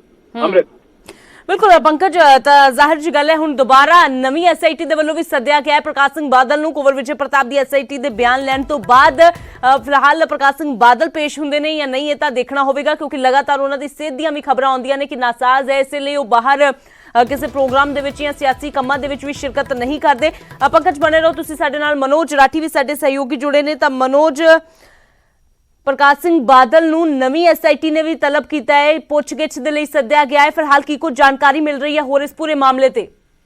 ਦੇਖੋ ਅੰਮ੍ਰਿਤ, ਜਿਹੜੇ ਐਲਕੇ ਯਾਦਵ ਨੇ 3 ਮੈਂਬਰੀ ਕਮੇਟੀ ਦੇ ਜਿਹੜੇ ਹੈਡ ਨੇ, ਮੁਖੀ ਨੇ, ਏਡੀਜੀਪੀ ਨੇ, ਉਹਨਾਂ ਵੱਲੋਂ ਇਹ ਸਪੈਸ਼ਲ ਇਨਵੈਸਟੀਗੇਸ਼ਨ ਟੀਮ ਜਿਹੜੀ ਬਣਾਈ ਗਈ ਸੀ, ਉਹਨਾਂ ਵੱਲੋਂ ਇੱਕ ਸੰਮਨ ਜਿਹੜਾ ਹੈ ਉਹ ਜਾਰੀ ਕੀਤਾ, ਜਿਹਦੇ ਵਿੱਚ ਤੁਹਾਨੂੰ ਦੱਸ ਦਈਏ ਕਿ ਲਗਾਤਾਰ ਪਿਛਲੇ ਦਿਨਾਂ ਆਪਾਂ ਗੱਲ ਕਰੀਏ ਦਿੱਲੀ ਜਿਹੜੀ ਹੈ ਪੁੱਛਗਿੱਛ ਜਾਰੀ ਹੈ। ਚੰਡੀਗੜ੍ਹ ਵਿੱਚ 32 ਸੈਕਟਰ ਪੰਜਾਬ ਆਫੀਸਰ ਇੰਸਟੀਚਿਊਟ ਹੈ, ਉੱਥੇ ਕੱਲ ਵੀ ਬਿਆਨ ਹੋਏ ਹੈ, ਜਿਹੜੇ ਕੱਲ ਵੀ ਵਿਟਨੈਸ ਜਿਹੜੇ ਸੀਗੇ ਬਿਆਨ ਹੋਏ ਤੋਂ ਪਹਿਲਾਂ ਸੁਮੇਧ ਸਿੰਘ ਸੈਣੀ, ਉਮਰਾ ਨੰਗਲ, ਲਗਾਤਾਰ ਜਿਹੜੀ ਹੈ ਪੁੱਛਗਿੱਛ ਜਾਰੀ ਹੈ, ਕਿਉਂਕਿ 6 ਮਹੀਨੇ ਦਾ ਜਿਹੜਾ ਟਾਈਮ ਦਿੱਤਾ ਹੈ ਉਹਦੇ ਵਿੱਚ ਕੋਰਟ ਨੇ ਜਿਹੜਾ 6 ਮਹੀਨੇ ਦਾ ਟਾਈਮ ਦਿੱਤਾ ਉਹਦੇ ਵਿੱਚ ਇਹਨਾਂ ਨੂੰ ਰਿਪੋਰਟ ਜਿਹੜੀ ਹੈ ਉਹ ਦੇਣੀ ਹੈ। ਤੇ ਇਸ ਪੂਰੇ ਮਾਮਲੇ 'ਚ ਹੁਣ ਸਾਰੀ ਜਿਹੜੀ ਇਨਵੈਸਟੀਗੇਸ਼ਨ ਹੈ ਕਹਿ ਸਕਦੇ ਹਾਂ ਤੇਜ਼ ਰਫ਼ਤਾਰ ਨਾਲ ਚੱਲ ਰਹੀ ਹੈ। ਤੇ ਹੁਣ ਇੱਕ ਵੱਡੀ ਜਿਹੜੀ 16 ਜੂਨ ਨੂੰ, ਹਾਲਾਂਕਿ ਹਜੇ ਜਗ੍ਹਾ ਜਿਹੜੀ ਹੈ ਉਹ ਹਜੇ ਤੈਅ ਨਹੀਂ ਕੀਤੀ ਗਈ ਐਸਆਈਟੀ ਵੱਲੋਂ, ਜਾਂ ਤਾਂ ਚੰਡੀਗੜ੍ਹ ਹੋਏਗੀ ਜਾਂ ਫਰੀਦਕੋਟ, ਇਹ ਦੋਨਾਂ 'ਚ ਕਿਤੇ ਵੀ ਜਿਹੜੇ ਪੂਰਵ ਮੁੱਖ ਮੰਤਰੀ ਨੇ ਪ੍ਰਕਾਸ਼ ਸਿੰਘ ਬਾਦਲ ਉਹਨਾਂ ਨੂੰ ਬੁਲਾਇਆ ਜਾਏਗਾ, ਕਿਉਂਕਿ ਉਸ ਸਮੇਂ ਦੇ ਜਿਹੜੇ ਮੁੱਖ ਮੰਤਰੀ ਸੀਗੇ ਪ੍ਰਕਾਸ਼ ਸਿੰਘ ਬਾਦਲ, ਉਹਨਾਂ ਕੋਲੋਂ ਪੁੱਛਗਿੱਛ ਜਿਹੜੀ ਹੈ ਉਹ ਕੀਤਾ ਜਾਏਗਾ ਤਾਂ ਉਹ ਹਿੱਸਾ ਬਣਨਗੇ। ਕਿਉਂਕਿ ਇਸ ਤੋਂ ਪਹਿਲਾਂ ਜੇ ਆਪਾਂ ਗੱਲ ਕਰੀਏ ਪਿਛਲੇ ਹਫ਼ਤੇ ਦੀ ਗੱਲ ਕਰੀਏ, ਕੰਟੀਨਿਊਸਲੀ ਇਹਨਾਂ ਦੀ ਜਿਹੜੀ ਪੁੱਛਗਿੱਛ ਹੈ ਉਹ ਜਾਰੀ ਹੈ। ਵਿਟਨੈਸ ਦੇ ਬਿਆਨ ਹੋ ਰਹੇ ਨੇ, ਤੇ ਸੈਣੀ ਦੀ ਗੱਲ ਕਰੀਏ, ਅਸੀਂ ਉਮਰਾ ਨੰਗਲ ਦੀ ਗੱਲ ਕਰੀਏ, ਹੋਰ ਜਿਹੜੇ ਉਸ ਟਾਈਮ ਦੇ ਐਸਐਸਪੀ ਸੀਗੇ, ਉਹਨਾਂ ਨੂੰ ਸਾਰੇ ਕੋਲੋਂ ਪੂਰਾ ਦਿਨ ਪੁੱਛਗਿੱਛ ਜਿਹੜੀ ਹੈ ਉਹ ਕੀਤੀ ਗਈ ਹੈ, ਜਿਹਦੇ ਵਿੱਚ ਕਈ ਵਿਟਨੈਸ ਦੇ ਜਿਹੜੇ ਬਿਆਨ ਹੈ, ਕਈ ਅਹਿਮ ਬਿਆਨ ਜਿਹੜੇ ਹੈ ਉਹ ਲਿੱਤੇ ਗਏ। ਤੇ ਹੁਣ ਇੱਕ ਵੱਡਾ ਜਿਹੜਾ ਫੈਸਲਾ ਲਿੱਤਾ ਗਿਆ ਸਪੈਸ਼ਲ ਇਨਵੈਸਟੀਗੇਸ਼ਨ ਟੀਮ ਵੱਲੋਂ ਕਿ ਪੂਰਵ ਮੁੱਖ ਮੰਤਰੀ ਜਿਹੜੇ ਪ੍ਰਕਾਸ਼ ਸਿੰਘ ਬਾਦਲ ਨੇ ਉਹਨਾਂ ਨੂੰ ਬੁਲਾਇਆ ਗਿਆ ਤੇ ਚੰਡੀਗੜ੍ਹ ਜਾਂ ਫਰੀਦਕੋਟ ਇਹ ਹਜੇ ਤੈਅ ਕਰਨਾ ਬਾਕੀ ਹੈ ਕਿ ਉਹਨਾਂ ਨੂੰ ਕਿੱਥੇ ਬੁਲਾਇਆ ਜਾਏਗਾ। ਮੋਸਟ ਪ੍ਰੋਬਬਲੀ ਜਿਹੜੀ ਹੁਣ ਤੱਕ ਇਨਫੋਰਮੇਸ਼ਨ ਮਿਲ ਰਹੀ ਹੈ ਜੀ ਮਨੋਜ, ਕਿਉਂਕਿ ਬੜੀ ਦਿਲਚਸਪ ਜਿਹਾ ਕਿੱਸਾ ਵੀ ਇਸ ਪਿਛਲੀ ਵਾਰ ਦੀ ਜਾਂਚ ਦੇ ਨਾਲ ਵੀ ਜੁੜਿਆ ਹੈ। ਪੰਕਜ ਵੀ ਸਾਡੇ ਸਹਿਯੋਗੀ ਜੁੜੇ ਨੇ। ਪੰਕਜ, ਪਿਛਲੀ ਵਾਰ ਵੀ ਤੁਹਾਨੂੰ ਯਾਦ ਹੋਵੇਗਾ ਕਿ ਜਦੋਂ ਐਮਐਲਏ ਹੌਸਟਲ ਦੇ ਵਿੱਚ ਪੁੱਛਗਿੱਛ ਦੇ ਲਈ ਕੁੰਵਰ ਵਿਜੇ ਪ੍ਰਤਾਪ ਆਏ ਸੀ ਤਾਂ ਉਸ ਵੇਲੇ ਇੱਕ ਬੜਾ ਸਿਆਸੀ ਅੰਦਾਜ਼ ਵੀ ਪ੍ਰਕਾਸ਼ ਸਿੰਘ ਬਾਦਲ ਦਾ ਜੋ ਵਾਇਰਲ ਹੋਇਆ ਸੀ ਕਿ ਉਹਨਾਂ ਨੇ ਕੁੰਵਰ ਵਿਜੇ ਪ੍ਰਤਾਪ ਦਾ ਫੋਨ ਇਸਤੇਮਾਲ ਕਰਕੇ ਖੁਦ ਪ੍ਰਬੋਧ ਕੁਮਾਰ ਨੂੰ ਬੁਲਾਇਆ। ਉਹਨਾਂ ਨੇ ਕਿਹਾ ਕਿ ਮਾਮਲਾ ਬੜਾ ਗੰਭੀਰ ਹੈ, ਮਾਮਲਾ ਬੜਾ ਸੰਜੀਦਾ ਹੈ, ਤਾਂ ਅਜਿਹੇ ਦੇ ਵਿੱਚ ਜੋ ਸਿੱਟ ਦੇ ਮੁਖੀ ਨੇ ਉਹਨਾਂ ਦਾ ਤਾਂ ਆਉਣਾ ਕਹਿੰਦੇ ਬਣਦਾ ਹੀ ਹੈ। ਤਾਂ ਖੁਦ ਆਪਣੇ ਫੋਨ ਤੋਂ ਕੁੰਵਰ ਵਿਜੇ ਪ੍ਰਤਾਪ ਨੇ ਗੱਲਬਾਤ ਕਰਵਾਈ ਤਾਂ ਉਸ ਵੇਲੇ ਪ੍ਰਕਾਸ਼ ਸਿੰਘ ਬਾਦਲ ਨੇ ਪ੍ਰਬੋਧ ਕੁਮਾਰ ਨੂੰ ਸੱਦਿਆ ਇਸ ਪੂਰੇ ਮਾਮਲੇ ਤੇ, ਤਾਂ ਫਿਰ ਉਸ ਤੋਂ ਬਾਅਦ ਇਹਨਾਂ ਦੀ ਪੁੱਛਗਿੱਛ ਸ਼ੁਰੂ ਹੋਈ ਸੀ। ਦੇਖੋ, ਪਿਛਲੀ ਜਿਹੜੀ ਇਨਵੈਸਟੀਗੇਸ਼ਨ ਸੀਗੀ ਉਸ ਦੇ ਵਿੱਚ ਇੱਕੋ ਨਾਮ ਜਿਹੜਾ ਸਭ ਤੋਂ ਜ਼ਿਆਦਾ ਚਰਚਾ ਸੀ ਉਹ ਸੀ ਕੁੰਵਰ ਵਿਜੇ ਪ੍ਰਤਾਪ। ਔਰ ਜਦੋਂ ਸੰਮਨ ਵੀ ਪੇਸ਼ ਕੀਤੇ ਗਏ ਤਾਂ ਉਹ ਕੁੰਵਰ ਵਿਜੇ ਪ੍ਰਤਾਪ ਦੇ ਨਾਮ ਤੋਂ ਸੰਮਨ ਜਿਹੜੇ ਨੇ ਕੋਰਟ ਦੇ ਵਿੱਚ ਪੇਸ਼ ਕੀਤੇ ਗਏ। ਬਾਕੀ ਮੈਂਬਰਾਂ ਨੇ ਜਿਹੜੇ ਨੇ ਉਹ ਉਹਨਾਂ ਦੇ ਦਸਤਖਤ ਨਹੀਂ ਸੀਗੇ ਔਰ ਇਸੇ ਵਜ੍ਹਾ ਕਰਕੇ ਕੋਰਟ ਨੇ ਵੀ ਇਸ ਇਨਵੈਸਟੀਗੇਸ਼ਨ ਨੂੰ ਖਾਰਿਜ ਕਰ ਦਿੱਤਾ ਔਰ ਸਿਆਸੀ ਇਸ ਨੂੰ ਕਰਾਰ ਦਿੱਤਾ ਸੀਗਾ, ਕਿਉਂਕਿ ਉਸ ਦੇ ਵਿੱਚ ਬਾਕੀ ਮੈਂਬਰ ਜਿਹੜੇ ਨੇ ਉਹ ਇਨਵੋਲਵ ਨਹੀਂ ਜ਼ਿਆਦਾ ਨਜ਼ਰ ਆ ਰਹੇ ਸੀਗੇ। ਲੇਕਿਨ ਇਹ ਜਿਹੜੀ ਮੌਜੂਦਾ SIT ਬਣੀ ਹੈ ਜਿਸ ਨੇ 6 ਮਹੀਨੇ ਦੇ ਅੰਦਰ ਅੰਦਰ ਆਪਣੇ ਚਲਾਨ ਪੇਸ਼ ਕਰਨੇ ਹੈ, ਇਸ ਪੂਰੇ ਮਾਮਲੇ 'ਚ ਤਿਆਰੀ ਕਰਨੀ ਹੈ, ਇਸ ਤਿੰਨੋਂ ਮੈਂਬਰ ਜਦੋਂ ਵੀ ਜਿਹੜੇ ਵੀ ਗਵਾਹ ਨੂੰ ਬੁਲਾਇਆ ਜਾ ਰਿਹਾ ਵਾ, ਜਿਹੜੇ ਵੀ ਉਸ ਵੇਲੇ ਦੇ ਜਿਹੜੇ ਮੌਕੇ ਤੇ ਮੌਜੂਦ ਸੀ, ਚਾਹੇ ਪੁਲਿਸ ਮੁਲਾਜ਼ਮ ਹੋਣ, ਚਾਹੇ ਉਸ ਵੇਲੇ ਮਨਤਾਰ ਸਿੰਘ ਬਰਾੜ ਉੱਥੋਂ ਦੇ ਵਿਧਾਇਕ ਹੋਣ, ਜਾਂ ਫਿਰ ਉਸ ਵੇਲੇ ਦੇ ਮੁੱਖ ਮੰਤਰੀ ਪ੍ਰਕਾਸ਼ ਸਿੰਘ ਬਾਦਲ ਦੇ OSG ਨੂੰ ਬੁਲਾਉਣ ਦੀ ਗੱਲ ਹੋਵੇ, ਉਹਨਾਂ ਨੂੰ ਵੀ ਪਿਛਲੇ OSG ਤੱਕ ਨੂੰ ਬੁਲਾਇਆ ਗਿਆ, ਉਹਨਾਂ ਤੋਂ ਸਵਾਲ ਪੁੱਛੇ ਗਏ ਔਰ ਇਹ ਵੀ ਇਨਵੈਸਟੀਗੇਸ਼ਨ ਜਿਹੜਾ ਵਾ ਉਹ ਜਾਂਚ ਕਰ ਰਹੀ ਹੈ ਕਿ ਉਸ ਵੇਲੇ ਜਿਹੜੇ ਟੈਲੀਫੋਨ ਤੇ ਗੱਲਬਾਤ ਹੋਈ ਮਨਤਾਰ ਸਿੰਘ ਬਰਾੜ ਦੀ, ਕਿਸ ਤਰੀਕੇ ਨਾਲ DGP ਸੁਮੇਧ ਸੈਣੀ ਦੀ ਗੱਲਬਾਤ ਹੁੰਦੀ ਹੈ, ਸੈਣੀ ਜਿਹੜਾ ਉਹ ਮੁੱਖ ਮੰਤਰੀ ਦੇ ਨਾਲ ਗੱਲਬਾਤ ਕਰਦੇ ਆ, ਇਹ ਸਾਰੇ ਟੈਲੀਫੋਨ ਰਿਕਾਰਡ ਜਿਹੜੇ ਨੇ ਉਹ ਹੈ। ਲੇਕਿਨ ਗੱਲਬਾਤ ਕੀ ਹੁੰਦੀ ਹੈ, ਗੋਲੀ ਚਲਾਉਣ ਦੇ ਹੁਕਮ ਕਿਸ ਤਰੀਕੇ ਨਾਲ ਦਿੱਤੇ ਜਾਂਦੇ ਆ, ਗੋਲੀ ਚਲਾਉਣ ਦੀ ਵਜ੍ਹਾ ਕੀ ਬਣਦੀ ਹੈ ਔਰ ਉਸ ਵੇਲੇ ਹਾਲਾਤ ਕਿਹੋ ਜਿਹੇ ਸੀ, ਕਈ ਸਾਰੇ ਸਵਾਲ ਨੇ ਜੋ ਦਿਖਦੇ ਸਿੱਧੇ ਨੇ ਲੇਕਿਨ ਗੁੰਝਲਦਾਰ ਜਵਾਬ ਜਿਹੜੇ ਨੇ ਉਹ SIT ਦਾ ਮੰਨਣਾ ਹੈ ਕਿ ਉਹ ਨਿਕਲ ਕੇ ਸਾਹਮਣੇ ਆ ਰਹੇ ਕਿਉਂਕਿ 2015 ਦਾ ਮਾਮਲਾ ਹੈ ਔਰ ਇਨਵੈਸਟੀਗੇਸ਼ਨ ਜਦੋਂ ਹੁਣ ਸ਼ੁਰੂ ਹੋ ਰਹੀ ਹੈ ਨਵੀਂ SIT ਦੇ ਸਾਹਮਣੇ 6 ਸਾਲ ਹੋ ਗਏ ਨੇ ਔਰ ਪਿਛਲੀ ਇਨਵੈਸਟੀਗੇਸ਼ਨ 2018 SIT ਦੀ ਸ਼ੁਰੂ ਹੋਈ ਸੀ, ਉਸਨੇ ਆਪਣੀ 3 ਸਾਲ ਇਨਵੈਸਟੀਗੇਸ਼ਨ ਦੇ ਸਾਹਮਣੇ 9 ਚਲਾਨ ਪੇਸ਼ ਕੀਤੇ, 9 ਚਲਾਨ 10ਵਾਂ ਚਲਾਨ ਪੇਸ਼ ਕਰਨਾ ਉਸ SIT ਨੂੰ ਖਾਰਜ ਕਰ ਦਿੱਤਾ ਗਿਆ ਔਰ ਇਸੇ ਵਜ੍ਹਾ ਕਰਕੇ ਜਿਹੜੀ ਨਵੀਂ ਇਨਵੈਸਟੀਗੇਸ਼ਨ ਬਣੀ ਹੈ ਕਿ ਇੱਕ ਸਿਆਸੀ ਮੁੱਦਾ ਵੀ ਹੈ। ਇੱਕ ਸਰਕਾਰ ਜਿਹੜੀ ਹੈ ਇਸ ਬੇਅਦਬੀ ਅਤੇ ਗੋਲੀकांड ਦੀ ਵਜ੍ਹਾ ਕਰਕੇ ਜਾ ਚੁੱਕੀ ਹੈ ਔਰ ਸਰਕਾਰ ਦੇ 4.25 ਸਾਲ ਜਦੋਂ ਪੂਰੇ ਹੋਏ, ਜਦੋਂ ਨਤੀਜੇ ਜ਼ੀਰੋ ਨਿਕਲ ਕੇ ਸਾਹਮਣੇ ਆ ਰਹੇ ਆ ਤਾਂ ਉੱਥੋਂ ਦੇ ਮੌਜੂਦਾ ਸਰਕਾਰ ਦੇ ਵਿਧਾਇਕ ਮੰਤਰੀ ਜਿਹੜੇ ਨੇ ਉਹ ਮੁੱਖ ਮੰਤਰੀ ਦੇ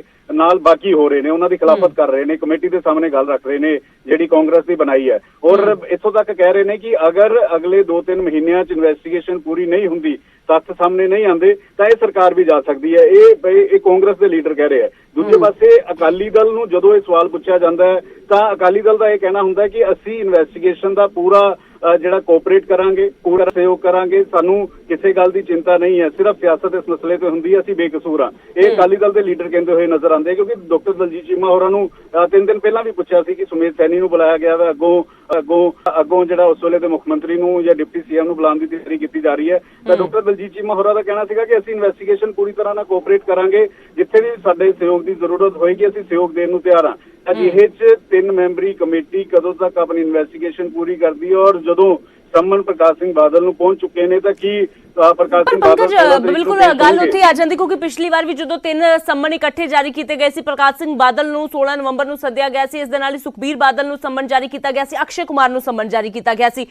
ਹਾਲਾਂਕਿ ਸਹਿਯੋਗ ਦਿੰਦਿਆਂ ਹੋਇਆ ਪ੍ਰਕਾਸ਼ ਸਿੰਘ ਬਾਦਲ ਨੇ ਬੜੇ ਖੁੱਲੇ ਦਿਲ ਨਾਲ ਸਵਾਗਤ ਕੀਤਾ ਪਰ 30 ਮਿੰਟ ਦੀ ਪੁੱਛਗਿੱਛ ਤੋਂ ਬਾਅਦ ਉਹਨਾਂ ਨੇ ਇੱਕੋ ਗੱਲ ਕਹੀ ਸੀ ਕਿ ਹੋਣਾ ਤਾਂ ਉਹੀ ਹੈ ਜੋ ਕੈਪਟਨ ਸਰਕਾਰ ਨੇ ਕਰਨਾ ਹੈ। ਉਹਨਾਂ ਨੇ ਸਿੱਧੇ ਤੌਰ ਤੇ ਕਿਹਾ ਸੀ ਕਿ ਮੈਂ ਕਦੇ ਕਿਸੇ ਨੂੰ ਗੋਲੀ ਚਲਾਉਣ ਦੇ ਹੁਕਮ ਤੱਕ ਨਹੀਂ ਦਿੱਤੇ, ਮੈਂ ਤਾਂ ਕਦੇ ਕਹਿੰਦੇ ਕੋਈ ਪੰਛੀ ਤੱਕ ਨਹੀਂ ਮਾਰਿਆ ਤਾਂ ਮੈਂ ਕਿਸੇ ਇਨਸਾਨ ਦੇ ਉੱਪਰ ਗੋਲੀ ਚਲਾਉਣ ਦਾ ਹੁਕਮ ਕਿਸ ਤਰੀਕੇ ਨਾਲ ਦੇ ਸਕਦਾ। ਤਾਂ ਬੜੇ ਆਰਾਮ ਦੇ ਨਾਲ ਠਰਮੇ ਦੇ ਨਾਲ ਉਹ ਇਸ ਤਰ੍ਹਾਂ ਕਹਿ ਕੇ ਕਿ ਉਹਨਾਂ ਨੇ 4-5 ਸਵਾਲ ਕਹਿੰਦੇ ਨੇ ਪੁੱਛੇ ਨੇ ਤੇ ਉਸ ਤੋਂ ਬਾਅਦ ਉਹ 30 ਮਿੰਟ ਦੀ ਪੁੱਛਗਿੱਛ ਤੋਂ ਬਾਅਦ ਚਲੇ ਗਏ ਸੀ।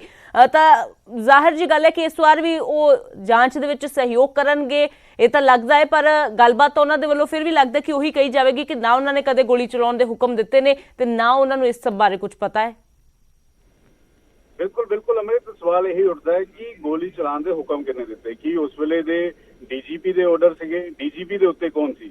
DGP ਨੇ ਆਪਣੀ ਮਰਜ਼ੀ ਦੇ ਨਾਲ ਗੋਲੀ ਚਲਾਉਣ ਦੇ ਹੁਕਮ ਦਿੱਤੇ ਜਾਂ ਫਿਰ DGP ਨੂੰ ਉੱਤੋਂ ਕਿਹਾ ਗਿਆ ਸੀ ਕਿਸੇ ਵੱਲੋਂ, ਜਾਂ ਫਿਰ ਉਸ ਵੇਲੇ ਦੇ ਜਿਹੜੇ ਮੌਜੂਦਾ ਅਧਿਕਾਰੀ ਸੀਗੇ ਉਸ ਵੇਲੇ ਹਾਲਾਤ ਇਸ ਤਰੀਕੇ ਦੇ ਹੋ ਗਏ ਸੀਗੇ ਕਿ ਮਜਬੂਰਨ ਉਹਨਾਂ ਨੂੰ ਗੋਲੀ ਚਲਾਣੀ ਪਈ?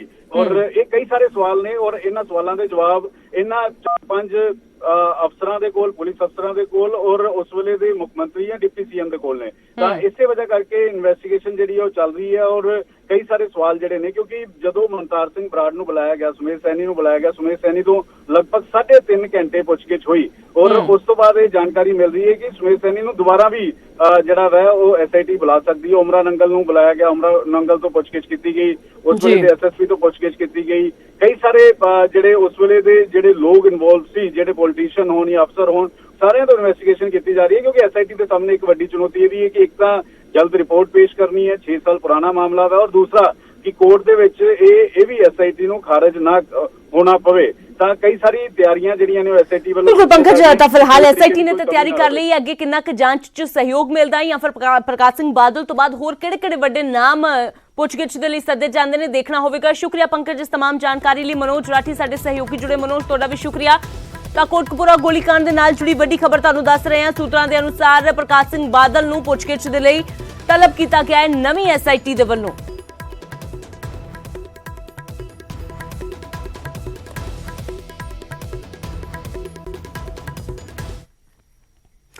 ਤੇ ਕੋਰੋਨਾ ਦੇ ਕਹਿਰ ਦੀ ਗੱਲ ਕਰਦੇ ਹਾਂ, ਜੋ ਦੇਸ਼ ਦੇ ਵਿੱਚ ਹੁਣ ਆਪਣੀ ਰਫ਼ਤਾਰ ਘਟਾ ਰਿਹਾ ਹੈ। ਦੇਸ਼ ਦੇ ਵਿੱਚ ਕੋਰੋਨਾ ਦੇ ਮਾਮਲੇ ਲਗਾਤਾਰ ਘਟ ਰਹੇ ਨੇ। ਇੱਕ ਰਾਹਤ ਵਾਲੀ ਖਬਰ ਹੈ ਪੂਰੇ ਦੇਸ਼ ਵਾਸੀਆਂ ਦੇ ਲਈ।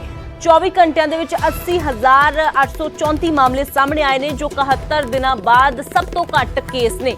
ਇਸ ਦੇ ਨਾਲ ਹੀ ਇੱਕ ਦਿਨ 'ਚ 3000 ਤੋਂ ਵੱਧ ਮੌਤਾਂ ਹੋਈਆਂ ਨੇ। ਪਰ ਜੋ ਰਾਹਤ ਦੀ ਗੱਲ ਇਹ ਹੈ ਕਿ ਪੋਜ਼ਿਟਿਵਿਟੀ ਰੇਟ ਵੱਧ ਕੇ ਜੋ 95.26% ਪਹੁੰਚ ਗਿਆ ਹੈ, ਯਾਨੀ ਕਿ ਜੋ ਰਿਕਵਰੀ ਰੇਟ ਹੈ ਉਹ ਵਧਿਆ ਹੈ। ਲੋਕ ਤੇਜ਼ੀ ਦੇ ਨਾਲ ਰਿਕਵਰ ਹੋ ਰਹੇ ਨੇ, ਮਾਮਲੇ ਘਟ ਰਹੇ ਨੇ। ਹਾਲਾਂਕਿ ਮੌਤਾਂ ਜੋ ਹੋਈਆਂ ਨੇ ਉਹ ਜ਼ਰੂਰ ਚਿੰਤਾ ਦਾ ਵਿਸ਼ਾ ਨੇ, ਪਰ ਹਾਲਾਂਕਿ ਮੌਤਾਂ ਦਾ ਅੰਕੜਾ ਵੀ ਪਿਛਲੇ ਦਿਨਾਂ ਦੇ ਮੁਕਾਬਲੇ ਤਾਂ ਕਾਫੀ ਹੱਦ ਤੱਕ ਘਟਿਆ ਹੈ।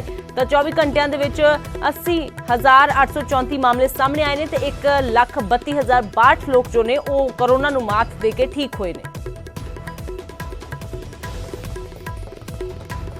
ਤੇ ਉਧਰ ਦੇਸ਼ ਦੇ ਵਿੱਚ ਵੈਕਸੀਨ ਮੁਹਿੰਮ ਲਗਾਤਾਰ ਚਲਾਈ ਜਾ ਰਹੀ ਹੈ। ਕੋਸ਼ਿਸ਼ ਇਹ ਹੈ ਕਿ ਹਰ ਇੱਕ ਵਿਅਕਤੀ ਨੂੰ ਵੈਕਸੀਨ ਲਗਾਈ ਜਾਵੇ, ਪਰ ਦੂਰਗਾਮੀ ਇਲਾਕਿਆਂ ਦੇ ਵਿੱਚ ਜਿੱਥੇ ਵੈਕਸੀਨ ਨਹੀਂ ਪਹੁੰਚ ਪਾ ਰਹੀ ਸੀ, ਉੱਥੇ ਡਰੋਨ ਦੇ ਜ਼ਰੀਏ ਵੈਕਸੀਨ ਪਹੁੰਚਾਈ ਜਾਵੇਗੀ। ਦੂਰ ਦੇ ਇਲਾਕਿਆਂ ਦੇ ਵਿੱਚ ਹੁਣ ਡਰੋਨ ਦੇ ਜ਼ਰੀਏ ਵੈਕਸੀਨ ਪਹੁੰਚਾਈ ਜਾਵੇਗੀ। IIT ਕਾਨਪੁਰ ਦੇ ਸੋਧ ਪੱਤਰ ਤੋਂ ਬਾਅਦ ਕੇਂਦਰ ਨੇ ਇਹ ਯੋਜਨਾ ਬਣਾਈ ਹੈ ਕਿ ਜਿੱਥੇ ਵਾਹਨ ਪਹੁੰਚਣੇ ਮੁਸ਼ਕਿਲ ਨੇ, ਉੱਥੇ ਡਰੋਨ ਪਹੁੰਚਾਏ ਜਾਣਗੇ, ਉੱਥੇ ਡਰੋਨਾਂ ਦੇ ਜ਼ਰੀਏ ਵੈਕਸੀਨ ਪਹੁੰਚੇਗੀ। ਹੁਣ ਤੱਕ ਸਿਰਫ ਤੇਲੰਗਾਨਾ ਦੇ ਵਿੱਚ ਹੀ ਡਰੋਨ ਦੇ ਜ਼ਰੀਏ ਡਿਲੀਵਰੀ ਹੁੰਦੀ ਸੀ। 100 ਮੀਟਰ ਤੱਕ ਦੀ ਉਚਾਈ ਤੱਕ ਉਡਾਨ ਭਰ ਸਕਣਗੇ ਇਹ ਡਰੋਨ। ਦੇਸ਼ ਦੇ ਵਿੱਚ ਵੈਕਸੀਨੇਸ਼ਨ ਦੀ ਮੁਹਿੰਮ ਤੇਜ਼ ਕਰਨ ਦੇ ਲਈ ਕੇਂਦਰ ਦੇ ਵੱਲੋਂ ਇਹ ਉਪਰਾਲਾ ਕੀਤਾ ਜਾ ਰਿਹਾ ਹੈ। ਅਨਮੈਨਡ ਏਰੀਅਲ ਵਹੀਕਲ ਡਰੋਨ ਦੇ ਜ਼ਰੀਏ ਵੈਕਸੀਨ ਪਹੁੰਚਾਉਣ ਦੀ ਇਹ ਯੋਜਨਾ ਬਣਾਈ ਗਈ ਹੈ। ਜਿਨ੍ਹਾਂ ਇਲਾਕਿਆਂ ਦੇ ਵਿੱਚ ਵਾਹਨ ਪਹੁੰਚਣੇ ਮੁਸ਼ਕਿਲ ਨੇ, ਉੱਥੇ ਹੁਣ ਵੈਕਸੀਨ ਪਹੁੰਚਾਈ ਜਾਵੇਗੀ ਡਰੋਨ ਦੇ ਜ਼ਰੀਏ। ਇਹ ਡਰੋਨ ਦੇ ਜ਼ਰੀਏ ਜੋ ਯੋਜਨਾ ਬਣਾਈ ਗਈ ਹੈ ਵੈਕਸੀਨ ਪਹੁੰਚਾਉਣ ਦੀ, ਕਾਨਪੁਰ IIT ਵੱਲੋਂ ਕੀਤੇ ਗਏ ਸੋਧ 'ਚ ਯੋਜਨਾ ਨੂੰ ਸੰਭਵ ਦੱਸਿਆ ਗਿਆ ਹੈ। HLL ਕੰਪਨੀ ਨੇ ICMR ਜ਼ਰੀਏ 11 ਜੂਨ ਤੋਂ ਟੈਂਡਰ ਮੰਗੇ ਨੇ। ਤਾਂ ਹੁਣ ਜੋ ਹੈ ਇਹ ਕੋਸ਼ਿਸ਼ ਹੈ ਕਿ ਹਰ ਇੱਕ ਕੋਨੇ ਦੇ ਵਿੱਚ ਵੈਕਸੀਨ ਪਹੁੰਚਾਈ ਜਾਵੇ। ਅਮਨ ਸ਼ਰਮਾ ਸਾਡੇ ਨਾਲ, ਸਾਡੇ ਸੀਨੀਅਰ ਐਡੀਟਰ ਜੁੜੇ ਨੇ।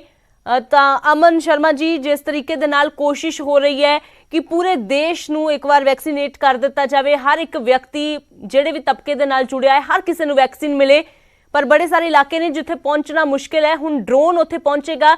ਕੀ ਕੁਝ ਜਾਣਕਾਰੀ ਹੈ, ਕਿਸ ਤਰੀਕੇ ਦੇ ਨਾਲ ਇਹ ਯੋਜਨਾ ਜੋ ਹੈ ਉਹ ਕੰਮ ਕਰੇਗੀ? ਜੀ ਬਿਲਕੁਲ, ਦੇਖੋ ਹੁਣ ਤੱਕ ਏਦਾਂ ਸੀਗਾ ਕਿ ਵੈਕਸੀਨੇਸ਼ਨ ਜਿਹੜੀ ਸ਼ੁਰੂ ਹੋਈ ਸੀ ਉਹ ਜ਼ਿਆਦਾ ਸ਼ਹਿਰੀ ਇਲਾਕਿਆਂ 'ਚ ਚੱਲ ਰਹੀ ਸੀ, ਪਰ ਹੁਣ ਜਿੱਦਾਂ ਗਵਰਨਮੈਂਟ ਦਾ ਪਲਾਨ ਹੈਗਾ ਕਿ ਇਹਨੂੰ ਹਰ ਬੰਦੇ ਤੱਕ ਲੈ ਕੇ ਜਾਇਆ ਜਾਵੇ, ਹਰ ਕੋਨੇ ਇੰਡੀਆ ਦੇ ਲੈ ਕੇ ਜਾਇਆ ਜਾਵੇ, ਰੂਰਲ ਇੰਡੀਆ 'ਚ ਲੈ ਕੇ ਜਾਇਆ ਜਾਵੇ। ਤੇ ਇਸ ਕਾਰਨ ਇਹ ਨਵਾਂ ਆਈਡੀਆ ਲਿੱਤਾ ਗਿਆ। ਕਈ ਇਲਾਕੇ ਨੇ ਜਿਹੜੇ ਬਹੁਤ ਹੀ ਦੂਰ ਨੇ, ਬਹੁਤ ਹੀ ਰਿਮੋਟ ਨੇ, ਜਿੱਦਾਂ ਪਹਾੜ ਹੋ ਗਏ, ਜੰਗਲ ਹੋ ਗਏ, ਜਿੱਧਰ ਵੈਕਸੀਨ खुद पहुंचाना मुश्किल है। उधर वैक्सीनेशन का सेंटर हो सकता है, उधर लगाने वाले लोग हो सकते हैं, पर वैक्सीन पहुंचाना थोड़ा मुश्किल है। इसलिए गवर्नमेंट ने IIT कानपुर ਦੇ ਨੂੰ ਇੱਕ ਸਟੱਡੀ ਦਿੱਤੀ ਸੀ ਕਿ ਇਸਦਾ ਕੋਈ ਸੋਲੂਸ਼ਨ ਦਿੱਤਾ ਜਾਵੇ। ਤੇ IIT ਕਾਨਪੁਰ ਨੇ ਇੱਕ ਸਟੱਡੀ ਜਿਹੜੀ ਹੈ ਉਹਦੇ ਇਹ ਆਇਆ ਕਿ ਇਹ ਪੋਸੀਬਲ ਹੈ। ਉਹਦੇ ਬਾਅਦ ਹੁਣ HHL ਲਾਈਫ ਕੇਅਰ ਜਿਹੜੀ ਕੰਪਨੀ, ਗਵਰਨਮੈਂਟ ਦੀ ਕੰਪਨੀ ਹੈ ਜਿਹੜੀ ਸਾਰੀ ਵੈਕਸੀਨ ਪ੍ਰੋਕਿਉਰ ਕਰਦੀ ਹੈ ਸਰਕਾਰ ਲਈ, ਉਹਨੇ ਟੈਂਡਰ ਕੱਢਿਆ 11 ਜੂਨ ਨੂੰ ਕਿ ਸਾਨੂੰ UAV ਚਾਹੀਦੇ ਨੇ, ਡਰੋਨ ਚਾਹੀਦੇ ਨੇ। ਇਹ ਡਰੋਨ ਜਿਹੜੇ ਨੇ 35 ਕਿਲੋਮੀਟਰ ਤੱਕ ਉੜ ਸਕਣ, 100 ਮੀਟਰ ਹਾਈਟ ਤੱਕ ਉੜ ਸਕਣ, ਤੇ ਇਹਨਾਂ ਨੇ ਕਮਾਂਡ ਸੈਂਟਰ ਬਣਾਇਆ ਜਾਏਗਾ ਜਿਸ ਤੋਂ ਉਹਨਾਂ ਨੂੰ ਵੈਕਸੀਨ ਤੇ ਡਰੱਗਸ ਦੋਨੋਂ ਚੀਜ਼ਾਂ, ਵੈਕਸੀਨ ਵੀ ਤੇ ਮੈਡੀਸਨ ਵੀ ਦੂਰ ਦੁਰਗਮ ਇਲਾਕਿਆਂ 'ਚ ਪਹੁੰਚਾਈ ਜਾ ਸਕੇ ਆਸਾਨੀ ਨਾਲ, ਟੈਕਨੋਲੋਜੀ ਨਾਲ।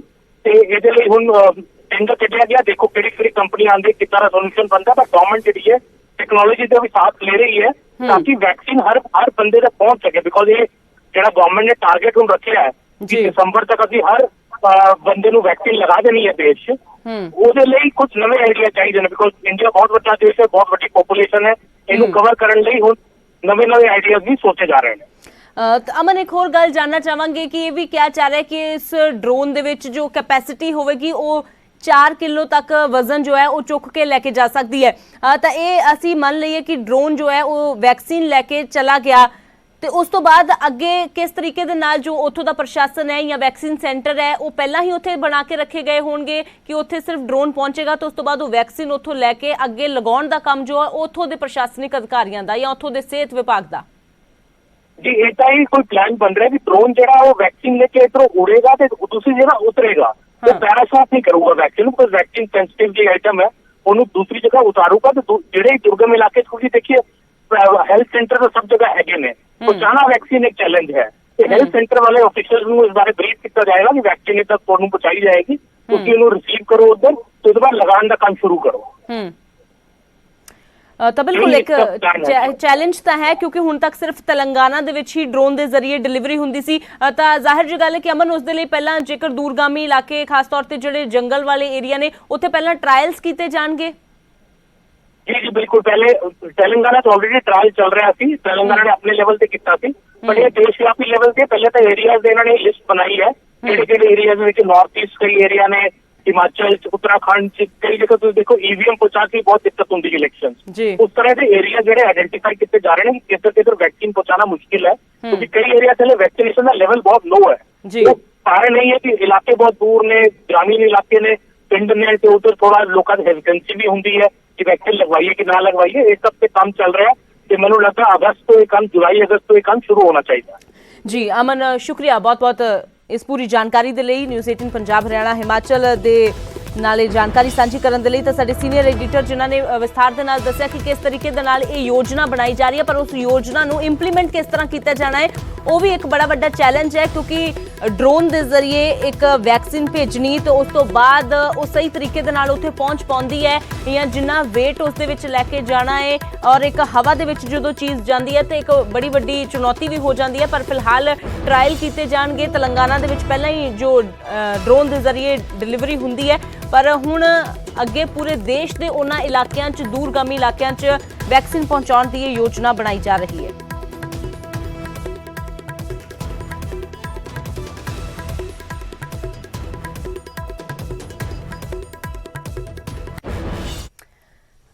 ਤਾਂ ਲਗਾਤਾਰ ਜੋ ਹੈ ਵੈਕਸੀਨ ਦਾ ਕੰਮ ਚੱਲ ਰਿਹਾ ਹੈ, ਪੂਰੇ ਦੇਸ਼ ਦੇ ਲੋਕਾਂ ਨੂੰ ਵੈਕਸੀਨ ਲਵਾਈ ਜਾ ਰਹੀ ਹੈ ਤੇ ਵੈਕਸੀਨੇਟ ਹਰ ਕੋਈ ਹੋ ਸਕੇ ਇਹ ਕੋਸ਼ਿਸ਼ ਸਰਕਾਰ ਦੇ ਵੱਲੋਂ ਕੀਤੀ ਜਾ ਰਹੀ ਹੈ।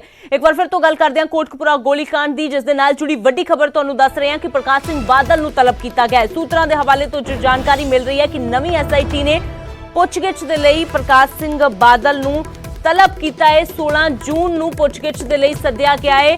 ਪ੍ਰਕਾਸ਼ ਸਿੰਘ ਬਾਦਲ ਨੂੰ 16 ਜੂਨ ਨੂੰ ਪੁੱਛਗਿੱਛ ਦੇ ਲਈ ਸੱਦਿਆ ਗਿਆ ਹੈ ਨਵੀਂ ਐਸਆਈਟੀ ਦੇ ਵੱਲੋਂ।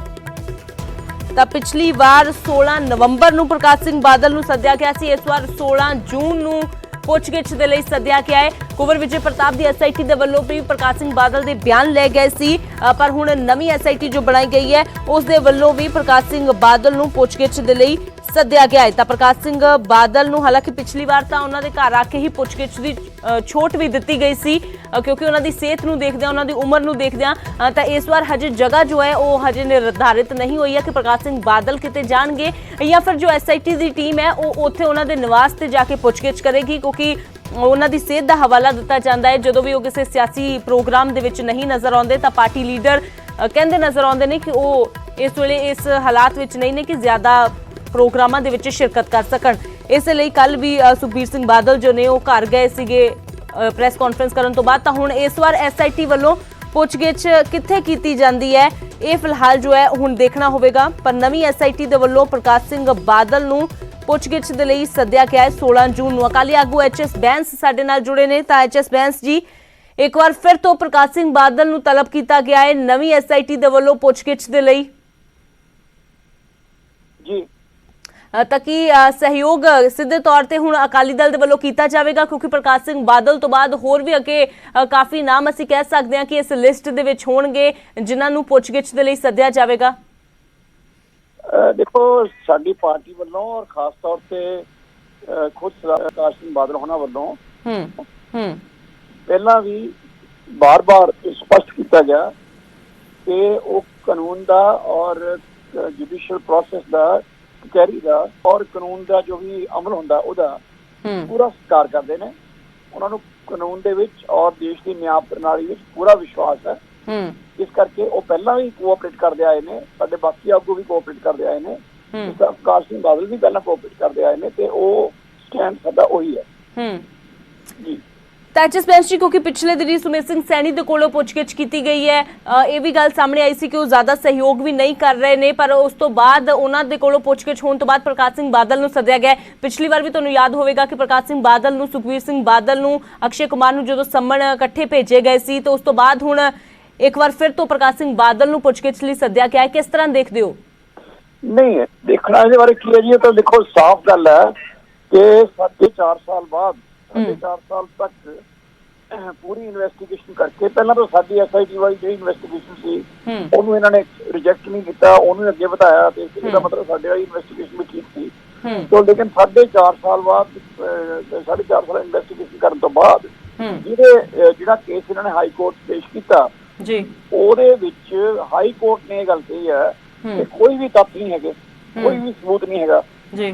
ਔਰ ਜੇ ਮੰਨ ਲਓ ਅੱਛਾ ਜਿਹੜੇ ਕਾਂਗਰਸੀ ਕਹਿੰਦੇ ਨੇ ਜੀ ਇਹ ਤਾਂ ਸਰਕਾਰ ਚੰਗੀ ਤਰ੍ਹਾਂ ਉਹਨੂੰ ਡਿਫੈਂਡ ਨਹੀਂ ਕਰ ਸਕੀ, ਪੇਸ਼ ਨਹੀਂ ਕਰ ਸਕੀ, ਡਿਫੈਂਡ ਕਰਨਾ ਜਾਂ ਪੇਸ਼ ਕਰਨਾ ਤਾਂ ਬਾਅਦ ਦੀ ਗੱਲ ਹੈ। ਕਚਹਿਰੀ ਨੇ ਇਹ ਥੋੜੇ ਕਿਹਾ ਕਿ ਅੱਛੀ ਤਰ੍ਹਾਂ ਡਿਫੈਂਡ ਨਹੀਂ ਕਰ ਸਕੇ ਜਾਂ ਸਾਬਤ ਨਹੀਂ ਕਰ ਸਕੇ, ਕਚਹਿਰੀ ਨੇ ਤਾਂ ਇਹ ਕਿਹਾ ਕਿ ਜੋ ਗੱਲਾਂ ਜੋ ਇਲਜ਼ਾਮ ਲਗਾਏ ਗਏ ਨੇ ਝੂਠੇ ਨੇ।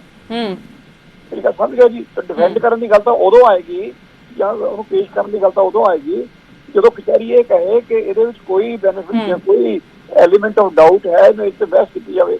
ਉਹਨਾਂ ਨੇ ਤਾਂ ਮੁੱਦਾ ਹੀ ਰਿਜੈਕਟ ਕਰਤਾ, ਜਿਹੜੀ ਉਹਨਾਂ ਨੇ ਤਾਂ ਸਾਫ਼ ਇਹ ਕਿਹਾ ਵੀ ਜਿਹੜੀਆਂ ਗੱਲਾਂ ਕਹੀਆਂ ਜਾ ਰਹੀਆਂ ਨੇ ਇਹਨਾਂ ਦੇ ਨਾਲ ਕੋਈ ਸਬੂਤ ਨਹੀਂ ਹੈ, ਸਿਰਫ ਮਨ ਘੜੰਤ ਗੱਲਾਂ ਬਣਾਈਆਂ ਗਈਆਂ ਨੇ, ਕਿਸੇ ਗੱਲ ਦਾ ਵੀ ਸਬੂਤ ਨਾਲ ਹੀ ਲਾਇਆ ਗਿਆ।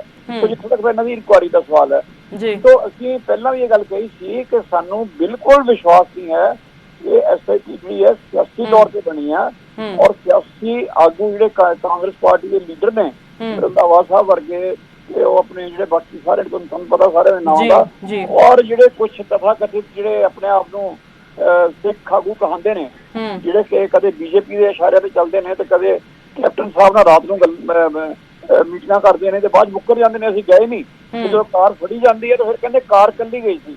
ਤਾਂ ਇਸ ਤਰ੍ਹਾਂ ਦੇ ਜਿਹੜੇ ਸਾਡੇ ਆਗੂ ਨੇ ਉਹਨਾਂ ਨੇ ਕੋਲ ਬੈਠ ਕੇ ਕੁੰਵਰ ਵਿਜੇ ਪ੍ਰਤਾਪ ਸਿੰਘ ਦੀ ਰਿਪੋਰਟ ਬਣਾਈ ਸੀ, ਉਹ ਰਿਪੋਰਟ ਨੂੰ ਹਾਈ ਕੋਰਟ ਨੇ ਟੋਟਲੀ ਰਿਜੈਕਟ ਕੀਤਾ। ਉਹਨਾਂ ਨੇ ਇਹ ਨਹੀਂ ਕਿਹਾ ਕਿ ਇੱਥੇ ਕੋਈ ਬਹਿਸ ਕਰਨ ਦੀ ਲੋੜ ਹੈ ਜਾਂ ਸਾਬਤ ਨਹੀਂ ਹੋ ਸਕਿਆ, ਉਹਨਾਂ ਨੇ ਕਿਹਾ ਨਾ ਇਹਦੇ ਵਿੱਚ ਕੋਈ ਸੱਚਾਈ ਨਹੀਂ ਹੈਗੀ।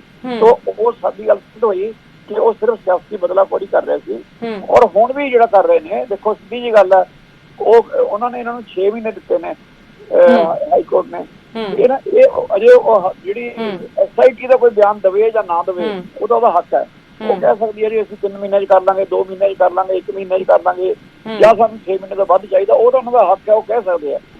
ਲੇਕਿਨ ਸਿਆਸੀ ਆਗੂ ਬਾਹਰ ਬੈਠੇ ਹੋਏ ਆਪਣੇ ਜਾਖੜ ਸਾਹਿਬ, ਰੰਧਾਵਾ ਸਾਹਿਬ, ਇਹ ਕਹਿ ਰਹੇ ਕਿ ਅਸੀਂ 3 ਮਹੀਨੇ 'ਚ ਇਨਕੁਆਇਰੀ ਪੂਰੀ ਕਰ ਲੈਣੀ ਹੈ। ਇਨਕੁਆਇਰੀ ਇਹਦਾ ਮਤਲਬ ਜਾਖੜ ਸਾਹਿਬ ਨੇ ਕਰਨੀ ਹੈ ਨਾ, ਇਹਦਾ ਮਤਲਬ ਰੰਧਾਵਾ ਸਾਹਿਬ ਨੇ ਕਰਨੀ ਹੈ ਨਾ। ਚਲੋ HS ਬੈਂਸ ਜੀ ਤੁਸੀਂ ਜੁੜੇ ਰਹੋ ਸਾਡੇ ਨਾਲ। ਨਾ ਪ੍ਰਗਟ ਸਿੰਘ ਵੀ ਜੁੜ ਗਏ ਨੇ, ਪ੍ਰਗਟ ਸਿੰਘ ਜੁੜੇ ਨੇ, ਕਾਂਗਰਸੀ ਵਿਧਾਇਕ ਨੇ। ਮੇਰੀ ਗੱਲ ਸੁਣੋ ਜੀ ਪੂਰੀ ਕਰ ਲਓ ਤੁਸੀਂ ਆਪਣੀ ਗੱਲ। SIT ਦੇ ਕੰਮ ਬਾਰੇ ਬਿਆਨ SIT ਦੇ ਸਕਦੀ, ਹੋਰ ਤਾਂ ਕੋਈ ਨਹੀਂ ਦੇ ਸਕਦਾ ਜੀ। ਇਹ ਸਿਆਸੀ ਆਗੂ ਜੇ ਬਿਆਨ ਦੇ ਰਹੇ ਨੇ, ਇਹਦਾ ਮਤਲਬ ਰਿਪੋਰਟ ਇਹ ਵੀ ਜਿਹੜੀ ਨਵੀਂ ਤਿਆਰ ਕੀਤੀ ਜਾਏਗੀ ਉਹਨੂੰ ਵੀ ਇਹੀ ਤਿਆਰ ਕਰਵਾ ਰਹੇ ਨੇ, ਕਰਵਾ ਲੈਣ, ਕੋਈ ਗੱਲ ਨਹੀਂ। ਉਹ ਕਚਹਿਰੀ ਜਾਏਗੀ, ਅਸੀਂ ਕਚਹਿਰੀ ਦਾ ਸਤਿਕਾਰ ਕਰਦੇ ਹਾਂ, ਅਸੀਂ ਇਸ SIT ਨਾਲ ਵੀ ਕੋਆਪਰੇਟ ਕਰ ਲਓ, ਪਹਿਲਾਂ ਕਹਿ ਚੁੱਕੇ ਕਰਾਂਗੇ ਜੀ। ਚਲੋ ਜਵਾਬ ਲੈ ਲੈਣੇ ਆ ਅਸੀਂ। ਕਾਂਗਰਸੀ ਵਿਧਾਇਕ ਪ੍ਰਗਟ ਸਿੰਘ ਸਾਡੇ ਨਾਲ ਜੁੜੇ ਨੇ। ਤਾਂ ਪ੍ਰਗਟ ਸਿੰਘ ਜੀ, ਨਵੀਂ SIT ਵੀ ਜੋ ਹੈ ਉਹ ਪੁਰਾਣੀ SIT ਦੇ ਕਹਿ ਸਕਦੇ ਹਾਂ ਕਿ ਕਦਮਾਂ ਤੇ ਚੱਲਦੀ ਹੋਈ ਨਜ਼ਰ ਆ ਰਹੀ ਹੈ। ਪ੍ਰਕਾਸ਼ ਸਿੰਘ ਬਾਦਲ ਨੂੰ 16 ਜੂਨ ਨੂੰ ਪੁੱਛਗਿੱਛ ਦੇ ਲਈ ਤਲਬ ਕੀਤਾ ਗਿਆ ਹੈ। ਤਾਂ ਹਾਲਾਂਕਿ ਅਕਾਲੀ ਕਹਿ ਰਹੇ ਨੇ ਅਸੀਂ ਸਹਿਯੋਗ ਤਾਂ ਕਰਾਂਗੇ, ਪਰ ਨਾਲ ਹੀ ਇਹ ਵੀ ਕਹਿ ਦਿੱਤਾ ਹੈ ਕਿ ਜਿਸ ਤਰੀਕੇ ਦੇ ਬਿਆਨਬਾਜ਼ੀ ਕਹਿੰਦੇ ਕਾਂਗਰਸ ਵਾਲੇ ਕਰਦੇ ਨੇ, ਇੰਜ ਲੱਗਦਾ ਹੈ ਕਿ 2-3 ਮਹੀਨਿਆਂ 'ਚ ਰਿਪੋਰਟ ਕਾਂਗਰਸ ਦੇ ਆਗੂਆਂ ਨੇ ਤਿਆਰ ਕਰਕੇ ਦੇਣੀ ਹੈ।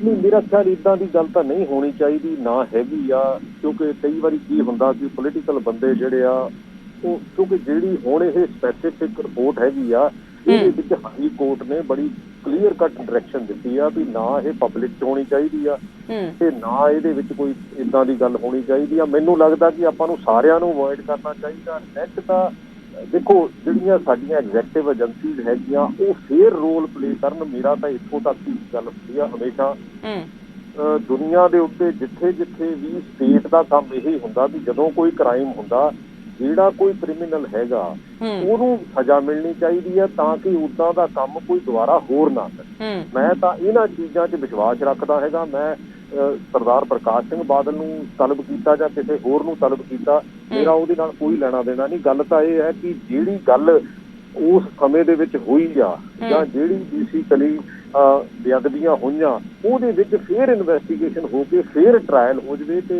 ਜਿਹੜੇ ਲੋਕਾਂ ਨੂੰ ਸਜ਼ਾ ਮਿਲਣੀ ਉਹ ਹੋ ਜਾਵੇ। ਇੰਨੀ ਗੱਲ ਹੀ ਹੈਗੀ ਮੇਰੀ, ਇਹ ਤੋਂ ਵੱਧ ਗੱਲ ਕੋਈ। ਮੈਂ ਤਾਂ ਸਹਿਮਤ ਹਾਂ। ਮੈਂ ਦੇਖੋ ਪ੍ਰਗਟ ਸਿੰਘ ਹੋਣੀ ਬੜੇ ਸੁਲਝੇ ਹੋਏ ਬੰਦੇ ਨੇ, ਮੈਂ ਇਹਨਾਂ ਦਾ ਬਹੁਤ ਰਿਗਾਰਡ ਕਰਦਾ ਇਹਨਾਂ ਦਾ ਜੀ। ਔਰ ਇਹ ਜਿਹੜੀ ਇਹਨਾਂ ਨੇ ਗੱਲ ਕਹੀ ਹੈ ਬਿਲਕੁਲ ਸਹੀ ਕਹੀ ਹੈ। ਇਹ ਪ੍ਰੋਸੈਸ ਹੈਗਾ ਇਨਕੁਆਇਰੀ ਦਾ, ਇਹ ਜਿਹੜਾ ਹੈਗਾ ਜਿਹਨੇ ਕਰਨਾ, ਅਸੀਂ ਵੀ ਇਹੀ ਕਹਿ ਰਹੇ ਹਾਂ ਵੀ ਜਿਹੜਾ SIT ਨੇ ਕਰਨਾ ਉਹ ਕਰੇ ਔਰ ਉਹਦੇ ਤੇ ਉਹ SIT ਬਿਆਨ ਵੀ ਦੇ ਦੇਵੇ। ਹਾਲਾਂਕਿ ਪ੍ਰਗਟ ਸਿੰਘ ਉਹਨਾਂ ਨੇ ਆਪੇ ਕਹੀ ਹੈ ਗੱਲ ਇਹ ਕਿ ਕਚਹਿਰੀ ਨੇ ਕਿਹਾ ਵੀ ਕਿ ਬਿਆਨਬਾਜ਼ੀ ਅਵੋਇਡ ਕੀਤੀ ਜਾਵੇ ਜੀ ਜੀ। ਲੇਕਿਨ ਜੇ ਕਾਂਗਰਸੀ ਆਗੂ ਕਰ ਰਹੇ ਨੇ ਤਾਂ ਮੇਰੇ ਖਿਆਲ ਮੈਂ ਪ੍ਰਗਟ ਸਿੰਘ ਜੀ ਦਾ ਸਹਿਮਤ ਹਾਂ ਕਿ ਉਹਨਾਂ ਨੂੰ ਬਿਆਨਬਾਜ਼ੀ ਨਹੀਂ ਕਰਨੀ ਚਾਹੀਦੀ। ਜੋ ਕਰ ਰਹੇ ਨੇ ਉਹ ਸਾਡੀ ਗੱਲ ਸਿੱਧ ਹੁੰਦੀ ਹੈ ਕਿ SIT ਕੰਮ ਨਹੀਂ ਕਰ ਰਹੀ, ਕਾਂਗਰਸੀ ਆਗੂ ਕੰਮ ਕਰ ਰਹੇ ਨੇ ਜੀ। HS ਬੈਂਚ ਜੀ ਦੇਖੋ ਬਦਕਿਸਮਤੀ ਪਤਾ ਕੀ ਆ ਸਾਡੀ, ਅਸੀਂ ਕਈ ਵਾਰੀ ਬਿਆਨਬਾਜ਼ੀਆਂ ਕਰਕੇ ਇੰਨੇ ਖਿਲਾਰੇ ਪਾ ਲੈਂਦੇ ਆ ਜਿਹਦਾ ਹੱਦ ਹਿਸਾਬ ਕੋਈ ਨਹੀਂ। ਅਸੀਂ ਨੈਗੇਟਿਵ એનર્ਜੀ ਯੂਜ਼ ਕਰਨ ਲੱਗ ਪੈਂਦੇ ਆ। ਜਿਹੜਾ ਕੰਮ ਅਸੀਂ ਪੋਜ਼ਿਟਿਵਲੀ ਕਰਨਾ ਹੁੰਦਾ ਅਸੀਂ ਉਹ ਨੈਗੇਟਿਵ ਪਾਸੇ ਨੂੰ ਕਰਨ ਲੱਗ ਪੈਂਦੇ ਆ। ਅਨਫੋਰਚੂਨੇਟ ਆ ਸਾਡੀ ਪੋਲੀਟੀਕਲ ਸਿਸਟਮ ਦਾ ਇਹ ਖਿਲਾਰਾ ਜਿਹੜਾ ਹੈਗਾ। ਔਰ ਅਸੀਂ ਸਾਰਿਆਂ ਨੇ ਰਲ ਮਿਲ ਕੇ ਅਕਰੋਸ ਦਾ ਪਾਰਟੀ ਲਾਈਨ ਅਸੀਂ ਇਹ ਏਜੰਸੀਆਂ ਨੂੰ ਇੰਨਾ ਕੁ ਕਮਜ਼ੋਰ ਕਰ ਦਿੱਤਾ ਤੇ ਲੋਕੀ ਹੁਣ ਇਹਨਾਂ ਤੇ ਵੀ ਵਿਸ਼ਵਾਸ ਕਰਨੋਂ ਹਟ ਗਏ, ਲੋਕੀ ਜੁਡੀਸ਼ੀਅਲ ਸਿਸਟਮ ਤੇ ਵੀ ਵਿਸ਼ਵਾਸ ਕਰਨੋਂ ਹਟ ਗਏ। ਅਨਫੋਰਚੂਨੇਟ ਆ ਕਿ ਡੈਮੋਕ੍ਰੇਸੀ ਦੇ ਚਾਰੇ ਜਿਹੜੇ ਥੰਮ ਆ ਨਾ ਉਹਨਾਂ ਦੇ ਵਿੱਚ ਅਸੀਂ ਇੰਨੇ ਕੁ ਖਲਾਅ ਪੈਦਾ ਕਰਤੇ, ਇੰਨੀਆਂ ਕੁ ਕਮਜ਼ੋਰੀਆਂ ਲਿਆਤੀਆਂ ਕਿ ਜਿਹੜਾ ਲੋਕਾਂ ਦਾ ਹੌਲੀ ਹੌਲੀ ਵਿਸ਼ਵਾਸ ਉੱਠਣ ਲੱਗ ਪਿਆ। ਅਸਲੀ ਗੱਲ ਆ ਸਾਨੂੰ ਫੇਰ ਗੱਲ ਕਰਨੀ ਚਾਹੀਦੀ ਆ, ਭਾਵੇਂ ਅਕਾਲੀ ਦਲ ਹੋਵੇ, ਚਾਹੇ ਕਾਂਗਰਸ ਹੋਵੇ, ਚਾਹੇ ਕੋਈ ਹੋਰ ਪਾਰਟੀ ਹੋਵੇ। ਅਸੀਂ ਆਪਣੇ ਨਿੱਜੀ ਮਫਾਦਾਂ ਨੂੰ ਲੈ ਕੇ ਅਸੀਂ ਉਹਨੂੰ ਕਮਜ਼ੋਰ ਹੀ ਇੰਨਾ ਕਰ ਦਿੱਤਾ ਤੇ ਫਿਰ ਉਹਦੇ ਤੋਂ ਇਹ ਆਸ ਕਰਨ ਲੱਗ ਪਏ ਆ ਵੀ ਹਾਂ ਵੀ ਸ਼ਾਇਦ ਹੁਣ ਵੀ ਇਹ ਫੇਰ ਗੱਲ ਕਰਨਗੇ। ਇਹ ਕਮਜ਼ੋਰੀਆਂ ਆਈਆਂ ਔਰ ਇਹ ਓਵਰਨਾਈਟ ਨਹੀਂ ਆਈਆਂ। ਜਿਹੜੀਆਂ ਵੀ ਸਰਕਾਰਾਂ ਆਈਆਂ ਉਹਨਾਂ ਨੇ ਇਹੀ ਕੰਮ ਕੀਤੇ ਆ ਔਰ ਉਹਦਾ ਹੀ ਨਤੀਜਾ ਸਾਨੂੰ ਜਿਹੜਾ ਭੁਗਤਣਾ ਪੈ ਰਿਹਾ ਜੀ। ਪ੍ਰਗਟ ਸਿੰਘ ਜੀ ਸ਼ੁਕਰੀਆ ਜੀ। ਸਿਟਿਨ ਪੰਜਾਬ ਹਰਿਆਣਾ ਹਿਮਾਚਲ ਦੇ ਨਾਲ ਜੁੜਨ ਲਈ ਅਕਾਲੀ ਦਲ ਵੱਲੋਂ HS ਬੈਂਸ ਜੁੜੇ। ਬੈਂਸ ਜੀ ਤੁਹਾਡਾ ਵੀ ਸ਼ੁਕਰੀਆ। ਤਾਂ ਫਿਲਹਾਲ ਪ੍ਰਗਟ ਸਿੰਘ ਨੇ ਕਿਹਾ ਹੈ ਕਿ ਜੋ ਕਹਿੰਦੇ ਨੇ ਕਿ ਵੱਡਾ ਡਰਾਬੈਕ ਰਹਿੰਦਾ ਉਹ ਇਹ ਹੈ ਕਿ ਜੋ ਪ੍ਰਾਈਵੇਸੀ ਦੇ ਨਾਲ ਕੰਮ ਨਹੀਂ ਹੋ ਪਾਉਂਦਾ ਹੈ। ਅਜਿਹੀਆਂ ਏਜੰਸੀਆਂ ਨੇ ਜੋ ਇੰਨੇ ਸੰਜੀਦਾ ਮਾਮਲੇ ਦੀ ਜਾਂਚ ਕਰ ਰਹੀਆਂ ਨੇ ਉਹਨਾਂ ਦੀ ਜਾਂਚ ਬਾਹਰ ਨਹੀਂ ਆਉਣੀ ਚਾਹੀਦੀ, ਪਬਲਿਕ ਨਹੀਂ ਹੋਣੀਆਂ ਚਾਹੀਦੀਆਂ। ਪਿਛਲੀ ਵਾਰ ਵੀ ਕਹਿੰਦੇ ਨੇ ਕੁਝ ਗੱਲਾਂ ਅਜਿਹੀਆਂ ਜੋ ਪਬਲਿਕ ਦੇ ਵਿੱਚ ਆ ਗਈਆਂ ਤਾਂ ਅਜਿਹੇ ਦੇ ਵਿੱਚ ਕਹਿੰਦੇ ਲੋਕਾਂ ਦਾ ਵਿਸ਼ਵਾਸ ਵੀ ਉੱਠਦਾ ਹੈ ਤੇ ਸਿਆਸੀ ਆਗੂਆਂ ਨੂੰ ਕਹਿੰਦੇ ਇਸ ਮੁੱਦੇ ਤੇ ਬਿਆਨਬਾਜ਼ੀ ਨਹੀਂ ਕਰਨੀ ਚਾਹੀਦੀ। ਆਪਣੀ ਪਾਰਟੀ ਤੇ ਵੀ ਉਹਨਾਂ ਨੇ ਕਿਹਾ ਕਿ ਕਿਸੇ ਨੂੰ ਇਸ ਤਰ੍ਹਾਂ ਦੀ ਬਿਆਨਬਾਜ਼ੀ ਨਹੀਂ ਕਰਨੀ ਚਾਹੀਦੀ। ਜੇਕਰ ਕਾਂਗਰਸ ਦੇ ਆਗੂ ਵੀ ਬਿਆਨਬਾਜ਼ੀ ਕਰਦੇ ਨੇ ਤਾਂ ਉਹ ਕਹਿੰਦੇ ਨੇ ਕਿ ਉਹ ਵੀ ਬੜੀ ਮਾੜੀ ਗੱਲ ਹੈ ਕਿ ਇਸ ਤਰ੍ਹਾਂ ਦੀ ਬਿਆਨਬਾਜ਼ੀ ਕਿਸੇ ਨੂੰ ਵੀ ਨਹੀਂ ਕਰਨੀ ਚਾਹੀਦੀ। ਤਾਂ ਫਿਲਹਾਲ ਵਿਰਸਾ ਸਿੰਘ ਵਲਟੋਆ ਸਾਡੇ ਨਾਲ ਜੁੜੇ ਨੇ, ਅਕਾਲੀ ਆਗੂ ਨੇ। ਤਾਂ ਵਿਰਸਾ ਸਿੰਘ ਵਲਟੋਆ ਜੀ, ਇੱਕ ਵਾਰ ਫਿਰ ਤੋਂ ਨਵੀਂ SIT ਨੇ ਹੁਣ ਪ੍ਰਕਾਸ਼ ਸਿੰਘ ਬਾਦਲ ਨੂੰ ਜਾਂਚ ਦੇ ਲਈ ਤਲਬ ਕੀਤਾ ਹੈ 16 ਜੂਨ ਨੂੰ। ਦੇਖੋ ਜਿੱਥੋਂ ਤੱਕ ਨਵੀਂ SIT ਦਾ ਸੰਬੰਧ ਹੈ, ਜੇ ਉਹਨਾਂ ਨੇ ਪ੍ਰਕਾਸ਼ ਸਿੰਘ ਬਾਦਲ ਹੋਰਾਂ ਨੂੰ ਸੱਦਿਆ ਆ ਤੇ ਪ੍ਰਕਾਸ਼ ਸਿੰਘ ਬਾਦਲ ਜ਼ਰੂਰ ਜਾਣਗੇ। ਔਰ ਸਭ ਤੋਂ ਵੱਡੀ ਗੱਲ ਤੇ ਹੈ ਕਿ ਜਿਸ ਤਰ੍ਹਾਂ ਦੇ ਪੰਜਾਬ ਦੀ ਰਾਜਨੀਤੀ ਦੇ ਸਮੀਕਰਨ ਬਦਲ ਰਹੇ ਨੇ, ਜਿਸ ਤਰ੍ਹਾਂ ਪੰਜਾਬ ਦੇ ਲੋਕਾਂ ਨੇ ਕਾਂਗਰਸ ਪਾਰਟੀ ਨੂੰ ਕਟਹਿਰੇ 'ਚ ਖੜਾ ਕਰ ਦਿੱਤਾ ਹੈ ਔਰ ਜਿਹੜੀ ਕੈਪਟਨ ਸਰਕਾਰ ਹੈ ਬੁਰੀ ਤਰ੍ਹਾਂ ਫੇਲ ਹੋਈ ਹੈ, ਉਹ ਕਾਂਗਰਸੀਆਂ ਨੂੰ ਆਪਣੀ ਜਿਹੜੀ 2022 ਦੇ ਵਿੱਚ ਪ੍ਰਤੱਖ ਜਿਹੜੀ ਹਾਰ ਜਿਹੜੀ ਹੈ ਉਹ ਨਜ਼ਰ ਆਉਂਦੀ ਕਰਕੇ ਇਹ ਨਵੀਆਂ ਤੋਂ ਨਵੀਆਂ ਚਰਚਾਵਾਂ ਜ਼ਰੂਰ ਛੱਡਣਗੇ। ਇਹ ਜਿਹੜੀ ਇੱਕ ਲੋਕਾਂ ਦੇ ਵਿੱਚ ਇੱਕ ਵੱਖਰੀ ਤਰ੍ਹਾਂ ਦੀ ਗੱਲ ਕਰਨ ਦੀ ਜ਼ਰੂਰ ਕੋਸ਼ਿਸ਼ ਕਰਨਗੇ। ਉਹ ਆਪਦੀ ਗੱਲਾਂ ਕਰੀ ਜਾਣ ਪਰ ਸੱਚਾਈ ਜੋ ਹੈ ਉਹ ਬਦਲ ਨਹੀਂ ਸਕਦੀ। ਔਰ ਸੱਚਾਈ ਜਿਹੜੀ Punjab and Haryana high court ਨੇ ਜਿਹੜੀ ਜੱਜਮੈਂਟ ਦਿੱਤੀ ਹੈ ਕੋਟਕਪੂਰਾ ਇੰਸੀਡੈਂਟ ਨੂੰ ਲੈ ਕੇ, ਪ੍ਰਕਾਸ਼ ਸਿੰਘ ਬਾਦਲ ਹੋਰਾਂ ਬਾਰੇ ਜੋ ਉਹਨਾਂ ਨੇ ਆਪਦਾ ਆਰਡਰ ਪਾਸ ਕੀਤਾ ਇੱਕ ਤਰ੍ਹਾਂ ਦਾ ਕਿ ਇੱਕ ਮੁੱਖ ਮੰਤਰੀ ਜਿਹੜੇ ਪੰਜਾਬ ਦੇ ਅੰਦਰ ਜਿੱਥੇ ਲੈਂਡ ਆਰਡਰ ਦੀ ਸਿਚੁਏਸ਼ਨ ਬਣੀ ਹੈ ਜੀ ਤੇ ਜੇ ਉਹਦੇ ਉੱਤੇ ਚਿੰਤਾ ਰੱਖਦੇ ਨੇ, ਰਾਤ ਨੂੰ ਜੇ ਕਿਸੇ ਤਰ੍ਹਾਂ ਉਹ ਸੰਪਰਕ 'ਚ ਨੇ ਤੇ ਉਹਨਾਂ ਨੂੰ ਸ਼ਾਬਾਸ਼ ਦੇਣ ਦੀ ਥਾਂ ਤੇ ਕੀ ਤੁਸੀਂ ਇਹ ਚਾਹੁੰਦੇ ਜੇ ਕਿ ਰੋਮ ਛੱਡ ਰਿਹਾ ਸੀ ਤੇ ਨੀਰੋ ਬੰਸੀ ਵਜਾ ਰਿਹਾ ਸੀਗਾ। ਜਿਹੜੇ ਅਜਿਹੇ ਉਹਨਾਂ ਨੇ ਪ੍ਰਗਟਾਵੇ ਕੀਤੇ ਨੇ, ਸੱਚ ਵੀ ਇਹੀ ਹੈ, ਸੱਚ ਵੀ ਇਹੀ ਇਹਨਾਂ ਨੂੰ ਪਤਾ ਹੈ ਕਿ ਜਿਹੜਾ ਇੱਕੋ ਗੱਲ ਕਹੀ ਜਾਣੀ ਜੀ, ਮੁੱਖ ਮੰਤਰੀ ਦੇ ਹੁਕਮ ਤੋਂ ਬਿਨਾਂ ਗੋਲੀ ਨਹੀਂ ਚੱਲ ਸਕਦੀ, ਗ੍ਰਹਿ ਮੰਤਰੀ ਦੇ ਹੁਕਮ ਤੋਂ ਬਿਨਾਂ ਗੋਲੀ ਨਹੀਂ ਚੱਲ ਸਕਦੀ। ਫਿਰ ਮੈਂ ਪੁੱਛਣਾ ਚਾਹੁੰਦਾ ਕਿ 2004 ਦੇ ਵਿੱਚ ਅੰਮ੍ਰਿਤਸਰ ਦੇ ਨੇੜੇ ਕਿਸਾਨ ਐਜੀਟੇਸ਼ਨ ਸੀ, ਜਦੋਂ ਕੈਪਟਨ ਅਮਰਿੰਦਰ ਸਿੰਘ ਨੇ 2002 ਦੇ ਵਿੱਚ ਸਰਕਾਰ ਬਣਦੀ ਹੈ ਤੇ ਆਉਂਦੇ ਹੀ ਜਿਹੜੇ ਬੰਬੀਆਂ ਦੇ ਬਿੱਲ ਚਾਲੂ ਕਰ ਦਿੱਤੇ ਸੀ ਤੇ ਕਿਸਾਨਾਂ ਨੇ ਕਿਹਾ ਸੀ ਕਿ ਅਸੀਂ ਬੰਬੀਆਂ ਦੇ ਬਿੱਲ ਨਹੀਂ ਤਾਰਨੇ, ਔਰ ਐਜੀਟੇਸ਼ਨ ਚੱਲੀ ਤੇ ਮਾਨਾਵਾਲਾ ਵਿਖੇ ਬਹੁਤ ਵੱਡਾ ਇਕੱਠ ਸੀਗਾ ਔਰ ਉੱਥੇ ਜਿਹੜੀ ਆ ਗੋਲੀ ਚੱਲੀ ਤੇ 2 ਕਿਸਾਨ ਸ਼ਹੀਦ ਹੋਏ, ਜਿਨ੍ਹਾਂ 'ਚ ਮੈਨੂੰ ਅੱਜ ਵੀ ਇੱਕ ਨਾਂ ਯਾਦ ਆ, ਅੰਗਰੇਜ਼ ਸਿੰਘ ਬਾਕੀਪੁਰ, ਨੌਜਵਾਨ ਮੁੰਡਾ 30 ਸਾਲਾਂ ਦਾ ਜਿਹੜਾ ਆ ਪੁਲਿਸ ਦੀ ਗੋਲੀ ਦੇ ਨਾਲ ਉੱਥੇ ਮਾਰਿਆ ਗਿਆ। ਔਰ 2006 ਦੇ ਵਿੱਚ ਐਂਡ ਦੇ ਉੱਤੇ ਜਿਹੜਾ ਆ ਬਰਨਾਲਾ ਦੇ ਵਿੱਚ ਟਰਾਈਡੈਂਟ ਐਜੀਟੇਸ਼ਨ ਚੱਲਦੀ, ਕਿਸਾਨਾਂ ਦੀ ਬਹੁਤ ਵੱਡੀ ਐਜੀਟੇਸ਼ਨ ਚੱਲਦੀ ਹੈ, ਉੱਥੇ ਗੋਲੀ ਚੱਲੀ, ਉੱਥੇ ਕਿਸਾਨ ਸ਼ਹੀਦ ਹੋਏ ਔਰ 100 ਤੋਂ ਵੱਧ ਜ਼ਖਮੀ ਹੋਏ। ਕੀ ਉਹ ਕੈਪਟਨ ਅਮਰਿੰਦਰ ਸਿੰਘ ਦੇ ਹੁਕਮਾਂ ਤੇ ਚੱਲਦੀ ਰਹੀ ਸੀਗੀ? ਔਰ ਸਭ ਤੋਂ ਵੱਡੀ ਗੱਲ ਹੈ ਕਿ ਪਿਛਲੇ ਦਿਨ 2 ਨਿਹੰਗ ਮਾਰੇ ਗਏ ਆ, ਭਿੱਖੀਵਿੰਡ ਤੇ ਲਾ ਕੇ ਪੁਲਿਸ ਨੇ ਮਾਰੇ ਆ, ਪੁਲਿਸ ਐਨਕਾਊਂਟਰ ਦੇ ਵਿੱਚ, ਹਾਂਜੀ, ਅੱਧੇ ਘੰਟੇ ਦੇ ਵਿੱਚ ਹੀ ਭੜਕਾ ਕੇ ਪਰਾਂ ਮਾਰੇ। ਕੀ ਉਹ ਕੈਪਟਨ ਅਮਰਿੰਦਰ ਸਿੰਘ ਦੇ ਹੁਕਮ ਦੇ ਉੱਤੇ ਜਿਹੜੀ ਪੁਲਿਸ ਨੇ 2 ਵਿਚਾਰੇ ਨਿਹੰਗ ਜਿਹੜੇ ਨੇ ਮਾਰ ਦਿੱਤੇ ਨੇ, ਭਾਵੇਂ ਉਹਨਾਂ ਦਾ ਗੁਨਾਹ ਕੋਈ ਵੀ ਹੋਵੇ, ਪਰ ਕਿਸੇ ਨੂੰ ਅਧਿਕਾਰ ਨਹੀਂ ਗਾ ਕਿ ਤੁਸੀਂ ਸ਼ਰੇਆਮ ਕਿਸੇ ਦੀ ਜਾਨ ਲੈ ਲਵੋ ਤੇ ਗੋਲੀਆਂ ਮਾਰ ਕੇ ਮਾਰ ਦੇਵੋ। ਤੇ ਕੀ ਕੈਪਟਨ ਅਮਰਿੰਦਰ ਸਿੰਘ ਦੇ ਹੁਕਮਾਂ ਤੇ ਹੋਇਆ? ਇਸ ਕਰਕੇ ਜਿਹੜੀਆਂ ਗੱਲਾਂ ਐਵੇਂ ਗੱਲ ਬਣਾ ਦੇਣੀ ਜੀ, ਮੁੱਖ ਮੰਤਰੀ ਦੇ ਹੁਕਮ ਤੋਂ ਬਿਨਾਂ ਗੋਲੀ ਨਹੀਂ ਚੱਲਦੀ ਜੀ, ਗ੍ਰਹਿ ਮੰਤਰੀ ਦੇ ਹੁਕਮ ਤੋਂ ਬਿਨਾਂ ਗੋਲੀ ਨਹੀਂ ਚੱਲਦੀ, ਜੇ ਨਹੀਂ ਚੱਲਦੀ ਤੇ ਫਿਰ ਸਭ ਤੋਂ ਪਹਿਲਾਂ 2004 ਤੇ 2006 ਦੀਆਂ ਘਟਨਾਵਾਂ ਵਾਸਤੇ ਕੈਪਟਨ ਅਮਰਿੰਦਰ ਸਿੰਘ ਦੇ ਮੁਕੱਦਮਾ ਦਰਜ ਕਰੋ, ਅਸੀਂ ਵੀ ਚੱਲਣ ਲਈ ਤਿਆਰ ਹੈ। ਇਸ ਕਰਕੇ ਜਿਹੜੀਆਂ ਸਾਡੀ ਹੱਥ ਬੰਨ੍ਹ ਕੇ ਬੇਨਤੀ ਹੈ ਕਿ SIT ਨੇ, ਕਿਉਂਕਿ ਇਨਵੈਸਟੀਗੇਸ਼ਨ ਦਾ ਪਾਰਟ ਹੈ, ਮੁੱਖ ਮੰਤਰੀ ਸੀਗੇ ਉਸ ਸਮੇਂ ਤੇ ਮੁੱਖ ਮੰਤਰੀ ਦੇ ਤੋਂ ਇਸ ਇਨਵੈਸਟੀਗੇਸ਼ਨ ਦੇ ਵਿੱਚ ਜੇ ਤੱਥ ਜਿਹੜੇ ਸਪਸ਼ਟ ਕਰਨਾ SIT ਵਾਸਤੇ ਜ਼ਰੂਰੀ ਹੋਊਗਾ। ਔਰ ਪ੍ਰਕਾਸ਼ ਸਿੰਘ ਬਾਦਲ ਉਹਦੇ ਵਾਸਤੇ ਪਹਿਲਾਂ ਵੀ ਸਹਿਯੋਗ ਦਿੱਤਾ ਸੀ, ਹੁਣ ਵੀ ਸਹਿਯੋਗ ਦੇਵਾਂਗੇ ਔਰ ਜੋ ਸੱਚ ਹੈ ਉਹਦੇ ਤੋਂ ਅਸੀਂ ਕਦੇ ਭੱਜਦੇ ਨਹੀਂ।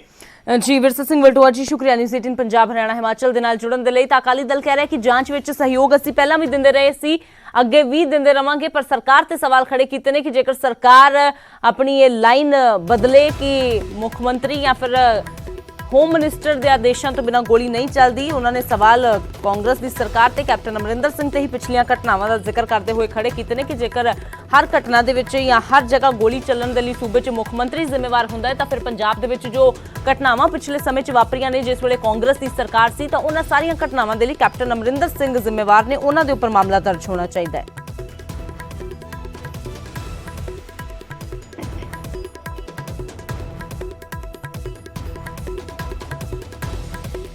ਤਾਂ ਕੋਟਕਪੂਰਾ ਗੋਲੀकांड ਦੇ ਨਾਲ ਜੁੜੀ ਵੱਡੀ ਖਬਰ ਤੁਹਾਨੂੰ ਦੱਸ ਰਹੇ ਹਾਂ। ਦੱਸ ਦਈਏ ਕਿ 16 ਜੂਨ ਨੂੰ ਪੰਜਾਬ ਦੇ ਸਾਬਕਾ ਮੁੱਖ ਮੰਤਰੀ ਪ੍ਰਕਾਸ਼ ਸਿੰਘ ਬਾਦਲ ਨੂੰ ਤਲਬ ਕੀਤਾ ਗਿਆ ਹੈ ਨਵੀਂ SIT ਦੇ ਵੱਲੋਂ। ਪ੍ਰਕਾਸ਼ ਸਿੰਘ ਬਾਦਲ ਨੂੰ ਹਾਲਾਂਕਿ ਪਿਛਲੀ ਵਾਰ ਕੁੰਵਰ ਵਿਜੇ ਪ੍ਰਤਾਪ ਦੀ SIT ਦੇ ਵੱਲੋਂ 16 ਨਵੰਬਰ ਨੂੰ ਜਾਂਚ ਲਈ ਸੱਦਿਆ ਗਿਆ ਸੀ। ਉਸ ਵੇਲੇ ਵੀ ਜਾਂਚ ਵਿੱਚ ਸਹਿਯੋਗ ਪ੍ਰਕਾਸ਼ ਸਿੰਘ ਬਾਦਲ ਨੇ ਕੀਤਾ। 30 ਮਿੰਟ ਦੇ ਕਰੀਬ ਉਹਨਾਂ ਦੇ ਕੋਲੋਂ ਪੁੱਛਗਿੱਛ ਹੋਈ ਸੀ, ਪਰ ਪੁੱਛਗਿੱਛ ਤੋਂ ਬਾਅਦ ਪ੍ਰਕਾਸ਼ ਸਿੰਘ ਬਾਦਲ ਸਰਕਾਰ ਦੇ ਉੱਪਰ ਹੀ ਨਿਸ਼ਾਨਾ ਸਾਧਦੇ ਨਜ਼ਰ ਆਏ ਸੀ। ਉਹਨਾਂ ਨੇ ਕਿਹਾ ਕਿ ਹੋਣਾ ਤੇ ਉਹੀ ਹੈ ਜੋ ਸਰਕਾਰ ਨੇ ਕਰਨਾ ਹੈ, ਹੋਣਾ ਤੇ ਉਹੀ ਹੈ ਜੋ ਕੈਪਟਨ ਅਮਰਿੰਦਰ ਸਿੰਘ ਨੇ ਕਰਨਾ ਹੈ। ਪਰ ਜਿਸ ਤਰੀਕੇ ਦੇ ਨਾਲ ਉਹਨਾਂ ਨੇ ਕਿਹਾ ਹੈ ਕਿ ਇਹ ਸਭ ਚੱਲ ਰਿਹਾ ਹੈ ਕਿ ਇੱਕ ਪੁੱਛਗਿੱਛ ਲਈ ਸੱਦ ਲਿਆ ਜਾਂਦਾ ਹੈ, ਪਰ ਇਹ ਕਹਿੰਦੇ ਨੇ ਕਿ ਇਸ ਪੂਰੇ ਮਾਮਲੇ ਦੇ ਵਿੱਚ ਸਰਕਾਰ ਦੀ ਨਾਕਾਮੀ ਹੈ ਕਿ ਅਜੇ ਤੱਕ ਦੋਸ਼ੀਆਂ ਦੀ ਗ੍ਰਿਫਤਾਰੀ ਨਹੀਂ ਕਰ ਪਾਈ ਹੈ। ਕੁਲਦੀਪ ਵੈਦ ਸਾਡੇ ਨਾਲ ਇੱਕ ਵਾਰ ਫਿਰ ਤੋਂ ਜੁੜੇ ਨੇ। ਤਾਂ ਕੁਲਦੀਪ ਵੈਦ ਜੀ, ਅਕਾਲੀ ਕਹਿ ਰਹੇ ਨੇ ਕਿ ਜਾਂਚ ਵਿੱਚ ਸਹਿਯੋਗ ਤਾਂ ਅਸੀਂ ਪਹਿਲਾਂ ਵੀ ਕਰਦੇ ਆਏ ਹਾਂ ਤਾਂ ਹੁਣ ਵੀ ਕਰਾਂਗੇ, ਪਰ ਕਹਿੰਦੇ ਨੇ ਕਿ ਜਿਸ ਤਰ੍ਹਾਂ ਦੀ ਬਿਆਨਬਾਜ਼ੀ ਕਾਂਗਰਸ ਦੇ ਆਗੂ ਕਰਦੇ ਨੇ, ਸੁਨੀਲ ਜਾਖੜ ਦਾ ਉਹਨਾਂ ਨੇ ਨਾਮ ਲਿਆ ਹੈ, ਰੰਧਾਵਾ ਜੀ ਦਾ ਨਾਮ ਲਿਆ ਹੈ, ਹੋਰ 2-3 ਤੁਹਾਡੇ ਸਾਥੀਆਂ ਦੇ ਨਾਮ ਲਏ ਨੇ। ਕਹਿੰਦੇ ਨੇ ਕਿ 2-3 ਮਹੀਨਿਆਂ ਦੇ ਵਿੱਚ ਨਵੀਂ ਸਿੱਟ ਆਪਣੀ ਜਾਂਚ ਪੂਰੀ ਕਰ ਲੇਗੀ। ਕਹਿੰਦੇ ਤਾਂ ਇੰਜ ਲੱਗਦਾ ਹੈ ਕਿ ਜਿਵੇਂ ਸਿੱਟ ਨੇ ਨਹੀਂ, ਜਾਂਚ ਤਾਂ ਕਾਂਗਰਸੀ ਆਗੂਆਂ ਨੇ ਪੂਰੀ ਕਰਕੇ ਦੇਣੀ ਹੋਵੇ। ਮੈਂ ਪਹਿਲਾ ਸਵਾਲ ਤਾਂ ਸ਼੍ਰੋਮਣੀ ਅਕਾਲੀ ਦਲ ਦੇ ਲੀਡਰਾਂ ਤੋਂ ਪੁੱਛਦਾ ਹੈ, ਇਹਨੇ ਡਰਦੇ ਕਿਉਂ ਨੇ? ਜੇ ਇਹਨਾਂ ਨੇ ਕੋਈ ਕੰਮ ਗਲਤ ਨਹੀਂ ਕੀਤਾ ਤੇ ਡਰਦੇ ਕਿਉਂ ਨੇ? ਮੈਨੂੰ ਤਾਂ ਇਸ ਗੱਲ ਦੀ ਹੈਰਾਨਗੀ ਹੁੰਦੀ ਹੈ। ਤੇ ਜੇ ਇੰਨਾ ਹੀ ਇਹਨਾਂ ਨੂੰ ਸਾਰਾ ਕੁਝ ਸੀਗਾ ਤੇ 14/10/2015 ਦੇ ਵਿੱਚ ਇੱਕ FIR ਦਰਜ ਹੋਈ, ਇੱਕ 18/10/2015 ਦੇ ਵਿੱਚ ਆਪਣੀ FIR ਦਰਜ ਹੋਈ। ਤੁਸੀਂ ਦੱਸੋ, ਮੈਂ ਪੁੱਛਣਾ ਚਾਹਣਾ ਸ਼੍ਰੋਮਣੀ ਅਕਾਲੀ ਦਲ ਦੇ ਲੀਡਰਾਂ ਨੂੰ ਕਿ ਕਦੇ ਪੁਲਿਸ ਵੀ ਅਣਪਛਾਤੀ ਹੁੰਦੀ ਹੈ? ਇਹਨਾਂ ਨੇ ਪੁਲਿਸ ਜਿਹੜਾ ਪਰਚਾ ਦਰਜ ਕੀਤਾ ਉਹ ਲਿਖ ਦਿੱਤਾ ਕਿ ਅਣਪਛਾਤੀ ਪੁਲਿਸ ਨੇ ਗੋਲੀਆਂ ਚਲਾਈਆਂ। ਮੈਂ ਫਿਰ ਸਵਾਲ ਕਰਦਾ ਸ਼੍ਰੋਮਣੀ ਅਕਾਲੀ ਦਲ ਦੇ ਲੀਡਰਾਂ ਨੂੰ ਕਿ ਦੱਸੋ ਤਾਂ ਸਹੀ ਯਾਰ, ਪੁਲਿਸ ਵੀ ਅਣਪਛਾਤੀ ਹੁੰਦੀ ਹੈ? ਉਹ ਜਸਟਿਸ ਰਣਜੀਤ ਸਿੰਘ ਕਮਿਸ਼ਨ ਦੀ ਰਿਪੋਰਟ ਤੋਂ ਬਾਅਦ 7/8/2018 ਨੂੰ ਜਿਹੜਾ ਪਰਚਾ ਦਰਜ ਹੋਇਆ ਹੈ, ਮੇਰਾ ਖਿਆਲ ਸ਼ਾਇਦ 100 92 ਨੰਬਰ ਜਾਂ 129 ਨੰਬਰ, ਮੈਨੂੰ ਥੋੜਾ ਭੁਲੇਖਾ ਪੈ ਰਿਹਾ, FIR ਦਰਜ ਹੋਈ ਹੈ, ਉਹਦੇ ਚ ਕਲੀਅਰ ਕੱਟ ਹੋਇਆ ਉਹ ਪੁਲਿਸ ਅਫਸਰਾਂ ਨੂੰ ਫੜਿਆ ਗਿਆ, ਉਹਨਾਂ ਨੂੰ ਅਰੈਸਟ ਕੀਤਾ ਗਿਆ, ਉਹਨਾਂ ਦੇ ਖਿਲਾਫ ਪਰਚੇ ਦਰਜ ਹੋਏ, ਉਹਨਾਂ ਦੀਆਂ ਫਿਰ ਜਿਹੜੀਆਂ ਸੀਗੀਆਂ ਬੇਲ ਹੋਈਆਂ, ਜ਼ਮਾਨਤਾਂ ਹੋਈਆਂ। ਸੋ ਇਹ ਕਿਉਂ ਡਰਦੇ ਨੇ, ਮੇਰਾ ਸਵਾਲ ਹੁੰਦਾ ਹਮੇਸ਼ਾ ਸ਼੍ਰੋਮਣੀ ਅਕਾਲੀ ਦਲ ਦੇ ਲੀਡਰਸ ਨੂੰ ਕਿ ਡਰਦੇ ਕਿਉਂ ਆ? ਜੋ ਦੁੱਧ ਦਾ ਦੁੱਧ ਆ, ਪਾਣੀ ਦਾ ਪਾਣੀ ਹੋ ਜਾਊਗਾ। ਹੋਰ ਗੱਲ ਕਹੀ ਹੈ ਵਿਰਸਾ ਸਿੰਘ ਵਲਟੋਆ ਨੇ, ਕਹਿੰਦੇ ਨੇ ਕਿ ਹਰ ਗੱਲ ਦੇ ਲਈ ਇਹ ਗੱਲ ਕਹਿ ਦੇਣੀ ਕਾਂਗਰਸੀਆਂ ਵੱਲੋਂ ਕਿ ਉਸ ਵੇਲੇ ਦੇ ਮੁੱਖ ਮੰਤਰੀ ਜ਼ਿੰਮੇਵਾਰ ਨੇ, ਉਸ ਵੇਲੇ ਦੇ ਗ੍ਰਹਿ ਮੰਤਰੀ ਜ਼ਿੰਮੇਵਾਰ ਨੇ। ਕਹਿੰਦੇ ਨੇ ਕਿ ਜੇਕਰ ਗੋਲੀ ਮੁੱਖ ਮੰਤਰੀ ਦੇ ਕਹਿਣ ਤੇ ਚੱਲੀ ਹੋਵੇ ਜਾਂ ਹਰ ਗੋਲੀ ਦੇ ਲਈ ਮੁੱਖ ਮੰਤਰੀ ਜ਼ਿੰਮੇਵਾਰ ਹੋਵੇ, ਤੇ ਕਹਿੰਦੇ ਨੇ ਕਿ 2004 ਦੇ ਵਿੱਚ ਜੋ ਕਿਸਾਨ ਐਜੀਟੇਸ਼ਨ ਹੋਇਆ ਜਾਂ ਫਿਰ तमाम ਕਹਿੰਦੇ ਨੇ ਕਿਸੇ ਵੀ ਸਰਕਾਰ ਦੇ ਵੇਲੇ ਕਿਤੇ ਵੀ ਕਹਿੰਦੇ ਗੋਲੀ ਚੱਲਦੀ ਹੈ ਤਾਂ ਫਿਰ ਤਾਂ ਕੈਪਟਨ ਅਮਰਿੰਦਰ ਸਿੰਘ ਜ਼ਿੰਮੇਵਾਰ ਨੇ, ਜਿਹੜੀਆਂ ਕਾਂਗਰਸ ਦੇ ਸਮੇਂ ਦੇ ਵਿੱਚ ਗੋਲੀਆਂ ਚੱਲੀਆਂ ਨੇ। ਦੇਖੋ, ਇਨਵੈਸਟੀਗੇਸ਼ਨ ਦੇ ਵਿੱਚ ਚੀਫ ਮਿਨਿਸਟਰ ਵੀ ਆ ਸਕਦਾ। ਚੀਫ ਮਿਨਿਸਟਰ ਨੂੰ, ਸਰਦਾਰ ਪ੍ਰਕਾਸ਼ ਸਿੰਘ ਬਾਦਲ ਨੂੰ ਕਿਸੇ ਹਾਲੇ ਵੀ ਇਨਵੈਸਟੀਗੇਸ਼ਨ 'ਚ ਇਹ ਨਹੀਂ ਕਿਹਾ ਗਿਆ ਕਿ ਉਹਨਾਂ ਨੇ ਕੋਈ ਟੈਲੀਫੋਨਿਕ ਜਿਹੜੀ ਉਹਨਾਂ ਦੀ ਕਨਵਰਸੇਸ਼ਨ ਹੈ ਕਿ ਉਹਨਾਂ ਨੇ ਕਿਹੜਾ ਕਿਹੜਾ ਆਰਡਰ ਦਿੱਤਾ। ਉਹ ਇਨਵੈਸਟੀਗੇਸ਼ਨ ਦਾ ਪਾਰਟ ਹੈ। ਜਿਹੜੀ SIT ਉਹ ਇਨਵੈਸਟੀਗੇਸ਼ਨ ਕਰ ਰਹੀ ਹੈ, ਉਹ ਦੁੱਧ ਦਾ ਦੁੱਧ ਪਾਣੀ ਦਾ ਪਾਣੀ ਹੋ ਜਾਊਗਾ ਵੀ ਕੌਣ ਜ਼ਿੰਮੇਵਾਰ ਹੈ। ਜੀ ਕੁਲਦੀਪ ਜੀ, ਚਲੋ ਦੇਖਦੇ ਹਾਂ ਫਿਲਹਾਲ ਕਿੰਨਾ ਸਹਿਯੋਗ ਪੁੱਛਗਿੱਛ ਵਿੱਚ ਕੀਤਾ ਜਾਂਦਾ ਹੈ ਤੇ ਅੱਗੇ ਹੋਰ ਕਿਹੜੇ ਨਾਮ ਵੱਡੇ ਨੇ ਜੋ ਆਉਂਦੇ ਨੇ। ਸ਼ੁਕਰੀਆ ਇਸ ਪੂਰੀ ਗੱਲਬਾਤ ਦੇ ਲਈ। ਤਾਂ ਕੁਲਦੀਪ ਵੈਦ ਨੇ, ਕਾਂਗਰਸੀ ਵਿਧਾਇਕ ਨੇ, ਕਾਂਗਰਸ ਦੇ ਵੱਲੋਂ ਅਕਾਲੀਆਂ ਤੇ ਸਵਾਲ ਖੜੇ ਕੀਤੇ ਜਾ ਰਹੇ ਨੇ ਇਹ ਕਹਿ ਕੇ ਕਿ ਅਕਾਲੀ ਜਾਂਚ ਤੋਂ ਡਰਦੇ ਨੇ, ਤਾਂ ਦੂਜੇ ਪਾਸੇ ਅਕਾਲੀ ਦਲ ਕਹਿ ਰਿਹਾ ਕਿ ਅਸੀਂ ਜਾਂਚ ਵਿੱਚ ਹਮੇਸ਼ਾ ਪਹਿਲਾਂ ਵੀ ਸਹਿਯੋਗ ਕਰਦੇ ਆਏ ਸੀ ਤੇ ਅੱਗੇ ਵੀ ਸਹਿਯੋਗ ਕਰਾਂਗੇ। ਪਰ ਜਿਸ ਤਰ੍ਹਾਂ ਦੀਆਂ ਬਿਆਨਬਾਜ਼ੀਆਂ ਕਹਿੰਦੇ ਨੇ ਕਿ ਕਾਂਗਰਸ ਕਰ ਰਹੀ ਹੈ, ਉਹ ਬਿਆਨਬਾਜ਼ੀਆਂ बेहद माड़ियां ने कि इस तरह बयानबाजियां कीतियां जा रही ने। रोहित बंसल साडे सहयोगी जुड़े हुए ने, सीधा रुख करते हैं। तो रोहित, 16 नवंबर तो बाद हुण एक बार फिर तो 16 जून नूं प्रकाश सिंह बादल नूं तलब कर लिया गया है कि कोई जानकारी है जो सद्दिया गया है, उन्हां नूं जगह कोई निर्धारित हुई है कि SIT दे वल्लों घर जाके उन्हां दे बयान लए जाणगे या ओह किते जगह ते जाणगे?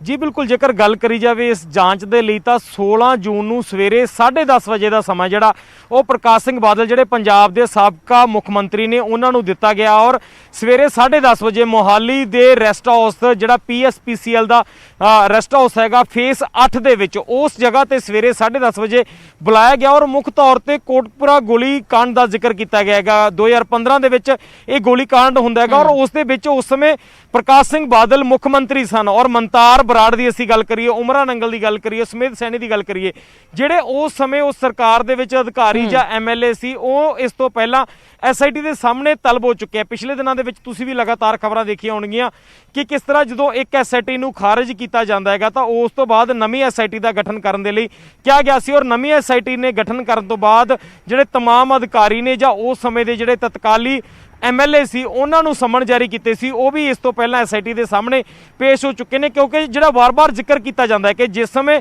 ਗੋਲੀ ਕਾਂਡ ਹੁੰਦਾ ਹੈਗਾ, ਜਿਸ ਸਮੇਂ ਕੋਟਕਪੁਰਾ ਦੇ ਵਿੱਚ ਗੋਲੀ ਕਾਂਡ ਹੁੰਦਾ ਤਾਂ ਉਸ ਤੋਂ ਇੱਕ ਰਾਤ ਪਹਿਲਾਂ ਜਿਹੜੀ ਰਾਤ ਨੂੰ ਗੱਲਬਾਤ ਚੱਲ ਰਹੀ ਸੀ, ਉਹ ਰਾਤ ਨੂੰ ਗੱਲਬਾਤ ਸਰਦਾਰ ਪ੍ਰਕਾਸ਼ ਸਿੰਘ ਬਾਦਲ, ਮੰਤਾਰ ਸਿੰਘ ਬਰਾੜ ਔਰ ਸੁਮੇਧ ਸੈਣੀ ਜਿਹੜਾ ਉਸ ਸਮੇਂ ਦੇ MLA ਨੇ, ਮੁੱਖ ਮੰਤਰੀ ਨੇ ਔਰ ਜਿਹੜੇ ਉਸ ਸਮੇਂ ਦੇ ਪੰਜਾਬ ਦੇ DGP ਨੇ, ਇਹਨਾਂ ਦੇ ਵਿਚਕਾਰ ਗੱਲਬਾਤ ਚੱਲ ਰਹੀ ਸੀ ਤਾਂ ਉਸ ਗੱਲਬਾਤ ਨੂੰ ਬਾਰ-ਬਾਰ ਧੁਰਾ ਬਣਾਇਆ ਜਾ ਰਿਹਾ ਸੀ ਔਰ ਉਸੇ ਗੱਲਬਾਤ ਦੇ ਜ਼ਰੀਏ SIT ਇਹ ਟੰਡੋਲਣ ਦੀ ਕੋਸ਼ਿਸ਼ ਕਰ ਰਹੀ ਹੈ ਕਿ ਕਿਹੜੀ ਗੱਲਬਾਤ ਹੈ ਜਿਹੜੀ ਉਸ ਰਾਤ ਨੂੰ ਕੀਤੀ ਗਈ, ਕੀ ਕੋਈ ਉਸ ਗੱਲਬਾਤ ਦੇ ਜ਼ਰੀਏ ਗੋਲੀ ਦੇ ਆਰਡਰ ਦਿੱਤੇ ਗਏ ਜਾਂ ਕਿਸ ਤਰ੍ਹਾਂ ਜਿਹੜੀ ਉਹ ਗੋਲੀ ਉੱਥੇ ਚਲਾਈ ਗਈ ਜਿਸ ਦੇ ਕਾਰਨ 2 ਨੌਜਵਾਨਾਂ ਦੀ ਜਿਹੜੀ ਮੌਤ ਹੋ ਜਾਂਦੀ ਹੈ। ਤਾਂ ਉਹ ਜਿਹੜੀਆਂ तमाम ਗੱਲਾਂ ਬਾਤਾਂ ਖੰਗਾਲਣ ਦੇ ਲਈ ਪ੍ਰਕਾਸ਼ ਸਿੰਘ ਬਾਦਲ ਨੂੰ ਸੰਮਨ ਜਾਰੀ ਕੀਤੇ ਗਏ ਨੇ। ਇਸ ਤੋਂ ਪਹਿਲਾਂ ਵੀ ਜਿਹੜੀ ਪੁਰਾਣੀ SIT ਸੀਗੀ ਉਹ ਪ੍ਰਕਾਸ਼ ਸਿੰਘ ਬਾਦਲ ਤੋਂ ਪੁੱਛਗਿੱਛ ਕਰ ਚੁੱਕੀ ਹੈ। ਚੰਡੀਗੜ੍ਹ ਦੇ ਵਿੱਚ ਉਸ ਸਮੇਂ ਪੁੱਛਗਿੱਛ ਕੀਤੀ ਗਈ ਸੀਗੀ, ਪਰ ਹੁਣ ਜਿਹੜੀ ਪੁੱਛਗਿੱਛ ਕੀਤੀ ਜਾ ਰਹੀ ਹੈ ਉਸ ਦੇ ਲਈ ਮੋਹਾਲੀ ਦਾ ਐਡਰੈਸ ਦਿੱਤਾ ਗਿਆ। PSPCL ਦਾ ਜਿਹੜਾ ਸਰਕਾਰੀ ਰੈਸਟ ਹਾਊਸ ਆ ਉਸ ਦੇ ਵਿੱਚ ਸਵੇਰੇ 10:30 ਵਜੇ ਬੁਲਾਇਆ ਗਿਆ ਹੈਗਾ। ਫੇਸ 8 ਮੋਹਾਲੀ ਦੇ ਵਿੱਚ 16 ਜੂਨ ਦਾ ਜਿਹੜਾ ਸਮਾਂ ਹੈਗਾ ਉਹ ਦਿੱਤਾ ਗਿਆ ਹੈਗਾ। ਸੋ ਸਾਫ਼ ਤੌਰ ਤੇ 16 ਜੂਨ ਨੂੰ ਪ੍ਰਕਾਸ਼ ਸਿੰਘ ਬਾਦਲ ਨੂੰ ਖੁਦ SIT ਦੇ ਸਾਹਮਣੇ ਪੇਸ਼ ਹੋਣਾ ਹੋਏਗਾ ਔਰ ਜਿਹੜੇ ਗੱਲ ਉਹਨਾਂ ਨੇ ਪੁੱਛਣੀ ਹੈ ਉਸ ਦਾ ਤੱਤ ਹੈ ਜਿਹੜੇ ਉਹ ਰੱਖਣੇ ਹੋਣਗੇ ਔਰ ਨਾਲ ਦੀ ਨਾਲ ਉਹਨਾਂ ਨੇ ਕਿਹਾ ਕਿ ਜਿਹੜੇ ਇਸ ਕੇਸ ਜਿਹੜੇ ਉਹਨਾਂ ਨੇ ਨਾਲ ਡਿਫਾਈਨ ਵੀ ਕੀਤਾ ਗਿਆ ਹੈਗਾ, ਜਿਹੜਾ ਉਹ ਪ੍ਰੋਪਰਲੀ ਇੱਕ ਨੋਟਿਸ ਜਾਰੀ ਕੀਤਾ ਗਿਆ ਕਿ ਉਸ ਦੇ ਵਿੱਚ ਜਿਹੜੇ ਸੰਮਨ ਜਾਰੀ ਕੀਤੇ ਗਏ ਨੇ ਉਸ ਦੇ ਵਿੱਚ ਕੇਸਾਂ ਦਾ ਵੇਰਵਾ ਵੀ ਦਿੱਤਾ ਗਿਆ ਕਿ ਇਹਨਾਂ ਕੇਸਾਂ ਦੇ ਸੰਬੰਧ ਦੇ ਵਿੱਚ ਤੁਹਾਡੇ ਤੋਂ ਜਾਣਕਾਰੀ ਲੈਣਾ ਚਾਹੁੰਦੇ ਹੋ ਔਰ ਜੇਕਰ ਤੁਹਾਡੇ ਕੋਲ ਕੋਈ ਵੀ ਇਸ ਦੇ ਰਿਲੇਟਡ ਕੋਈ ਜਾਣਕਾਰੀ ਹੈ ਤਾਂ ਉਹ ਨਾਲ ਜੇਕਰ ਤੁਸੀਂ ਲਿਆਉਣੀ ਚਾਹੁੰਦੇ ਤਾਂ ਉਹ ਵੀ ਨਾਲ ਲਿਆਂਦੀ ਜਾ ਸਕਦੀ ਹੈ ਔਰ ਬਕਾਇਦਾ ਤੌਰ ਤੇ ਇਹਨਾਂ ਮੁੱਖ ਕੇਸਾਂ ਨੂੰ ਰੱਖਦੇ ਹੋਏ ਤੁਹਾਡੇ ਤੋਂ ਜਿਹੜੀ ਜਾਣਕਾਰੀ ਉਹ ਲੈਣ ਦੀ ਕੋਸ਼ਿਸ਼ ਕੀਤੀ ਜਾਏਗੀ। ਜੀ ਅਮृत। बिल्कुल रोहित, तो पिछली बार भी जिवें प्रकाश सिंह बादल तो 30 मिनट पुछगिछ हुई है, इस वार कितनी देर पुछगिछ हुंदी है, किस तरीके दे नाल किस माहौल दे विच हुंदी है, ये देखना होवेगा। शुक्रिया इस तमाम जानकारी दे लई। ਤਾਂ 10:30 ਵਜੇ 16 ਜੂਨ ਨੂੰ ਪ੍ਰਕਾਸ਼ ਸਿੰਘ ਬਾਦਲ ਨੂੰ ਪੁੱਛਗਿੱਛ ਦੇ ਲਈ ਸੱਦਿਆ ਗਿਆ ਹੈ। ਮੋਹਾਲੀ PSPCL ਦੇ ਦਫ਼ਤਰ ਦੇ ਵਿੱਚ ਜਿਵੇਂ ਰੋਹਿਤ ਨੇ ਜਾਣਕਾਰੀ ਦਿੱਤੀ ਹੈ ਕਿ ਉਹਨਾਂ ਨੂੰ ਸੱਦਿਆ ਗਿਆ ਹੈ। ਤਾਂ ਫਿਲਹਾਲ 16 ਜੂਨ ਨੂੰ ਪ੍ਰਕਾਸ਼ ਸਿੰਘ ਬਾਦਲ ਦੇ ਕੋਲੋਂ ਪੁੱਛਗਿੱਛ ਕੀਤੀ ਜਾਵੇਗੀ। ਅਕਾਲੀ ਆਗੂਆਂ ਦੇ ਵੱਲੋਂ ਲਗਾਤਾਰ ਦਾਅਵੇ ਤਾਂ ਕੀਤੇ ਜਾ ਰਹੇ ਨੇ ਕਿ ਜਿਵੇਂ ਪਹਿਲਾਂ ਜਾਂਚ ਦੇ ਵਿੱਚ ਅਸੀਂ ਸਹਿਯੋਗ ਕਰਦੇ ਆਏ ਹਾਂ ਉਸੇ ਤਰੀਕੇ ਦੇ ਨਾਲ ਅੱਗੇ ਵੀ ਜਾਂਚ ਵਿੱਚ ਸਹਿਯੋਗ ਕੀਤਾ ਜਾਵੇਗਾ ਪ੍ਰਕਾਸ਼ ਸਿੰਘ ਬਾਦਲ ਦੇ ਵੱਲੋਂ ਵੀ ਤੇ ਸਾਰੇ ਹੀ ਅਕਾਲੀ ਆਗੂ ਜਾਂ ਜਿਨ੍ਹਾਂ ਨੂੰ ਵੀ ਸੰਮਨ ਜਾਰੀ ਕੀਤਾ ਜਾਂਦਾ ਹੈ ਉਹਨਾਂ ਦੇ ਵੱਲੋਂ। ਤਾਂ 16 ਜੂਨ ਨੂੰ SIT ਦੇ ਸਾਹਮਣੇ ਪੇਸ਼ ਹੋਣ ਦੇ ਲਈ ਕਿਹਾ ਗਿਆ ਹੈ ਪ੍ਰਕਾਸ਼ ਸਿੰਘ ਬਾਦਲ ਸਾਬਕਾ ਮੁੱਖ ਮੰਤਰੀ ਪੰਜਾਬ ਨੂੰ।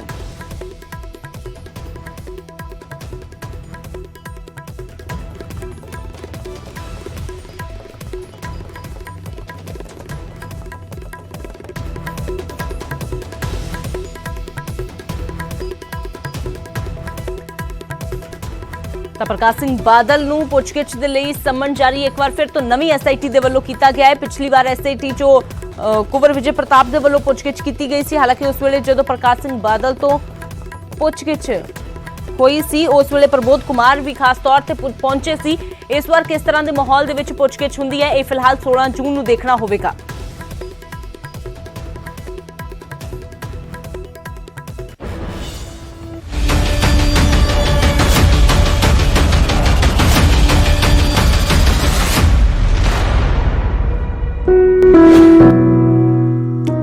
ਤਾਂ ਸਾਲ 2021 ਦੀ ਗੱਲ ਕਰਦੇ ਹਾਂ ਤਾਂ ਹੁਣ ਤੱਕ ਟੂਰਿਜ਼ਮ ਦੇ ਲਿਹਾਜ਼ ਦੇ ਨਾਲ ਇਹ ਸਾਲ ਕੁਝ ਖਾਸ ਨਹੀਂ ਰਿਹਾ ਹੈ। ਜੰਮੂ ਕਸ਼ਮੀਰ ਦੀ ਮਨੋਰਮ ਡਲ ਝੀਲ ਤੇ ਵੀ ਬੇहद ਘੱਟ ਜੋ ਨੇ ਉਹ ਸੈਲਾਨੀ ਪਹੁੰਚ ਰਹੇ ਨੇ। ਇਸ ਸਭ ਦੇ ਵਿਚਾਲੇ ਇੱਥੇ ਹਾਊਸ ਬੋਟ ਅਤੇ ਸ਼ਿਕਾਰਾ ਚਲਾਉਣ ਵਾਲਿਆਂ ਨੂੰ ਫਰੰਟ ਲਾਈਨ ਵਰਕਰ ਘੋਸ਼ਿਤ ਕਰ ਦਿੱਤਾ ਗਿਆ ਹੈ ਤੇ ਸਿਹਤ ਵਿਭਾਗ ਦੇ ਕਰਮਚਾਰੀ ਇਸ ਕੋਸ਼ਿਸ਼ 'ਚ ਲੱਗੇ ਹੋਏ ਨੇ ਕਿ ਇਸ ਕੰਮ ਦੇ ਨਾਲ ਜੁੜੇ ਲੋਕ ਵੈਕਸੀਨ ਦੀ ਅਹਿਮੀਅਤ ਅਤੇ ਉਸ ਦੇ ਜੋ ਫਾਇਦੇ ਨੇ ਉਹਨਾਂ ਨੂੰ ਸਮਝਣ ਤੇ ਜਲਦ ਤੋਂ ਜਲਦ ਵੈਕਸੀਨ ਲਗਵਾਉਣ। ਆਓ ਦੇਖਦੇ ਹਾਂ कि जो मुफ्त दी असलाह दी रिपोर्ट।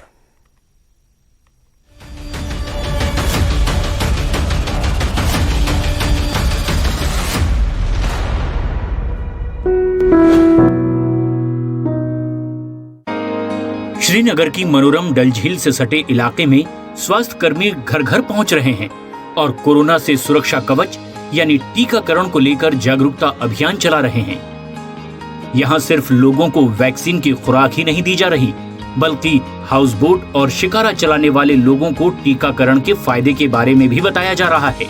तो जो लोग जुड़े हैं टूरिज्म इंडस्ट्री के साथ वो अपने आप को ये वैक्सीन जरूर लगवाएं। डोर टू डोर जाते हैं और देखते हैं किसी को वैक्सीनेशन किया कि नहीं किया है और हम लोगों को ये कन्वे करते हैं कि वो आ जाए और वैक्सीन करे क्योंकि इसमें कोई खतरा नहीं है। कम से कम 200-300 किया तो लोगों का अभी अब रुझान अब ठीक है। हाँ अब इस वक्त ठीक है। इस वक्त स्वास्थ्य विभाग का कहना है कि झील के आसपास रहने वाले कुल 10,000 लोगों में से 50% से ज्यादा लोगों को वैक्सीन की पहली खुराक मिल चुकी है, जिनमें 18 वर्ष और 45 वर्ष से ज्यादा उम्र के लोग शामिल हैं। यहाँ पर्यटन से जुड़ा व्यवसाय जैसे हाउस बोट और शिकारा चलाने वाले लोगों को फ्रंटलाइन वर्कर घोषित किया गया है। आज हमने उनको डायरेक्ट अपील करी है और मुझे पूरी उम्मीद है कि आपके जरिए से मैं दोबारा उनको अपील करता हूँ कि वो ज़्यादा से ज़्यादा आकर के हमें इंश्योर करें कि 100% जो वैक्सीनेशन सारे लोगों की हो। जनवरी से अब तक जम्मू कश्मीर में वैक्सीन की 32 लाख से ज्यादा खुराक दी जा चुकी है। ये आंकड़ा यहाँ की कुल आबादी का लगभग 25% है। इस इलाके पर कोरोना की दूसरी लहर का सबसे ज्यादा असर पड़ा है। 3 महीने से भी कम वक्त में यहाँ लगभग 2000 लोगों ने अपनी जान गंवा दी। कोरोना की पहली लहर में भी इस महामारी से जान गंवाने वालों की संख्या लगभग इतनी ही थी। ऐसे में स्वास्थ्य अधिकारियों की कोशिश यही है कि यहाँ सभी का टीकाकरण हो, क्योंकि वैक्सीन का सुरक्षा कवच ही इस महामारी को हराने का एकमात्र तरीका है। ओपन एयर वैक्सीनेशन एक पहल है, एक निश्चय है हेल्थ वर्कर्स की कि ये वैक्सीन हर जगह हर टारगेट एज ग्रुप तक वैक्सीन पहुँचाए और ये दर्शाता है हेल्थ वर्कर्स के इरादे, इनका निश्चय कि सब लोग कोविड के खिलाफ वैक्सीनेशन करें। श्रीनगर से मैं मुफ्ती इस्लाम।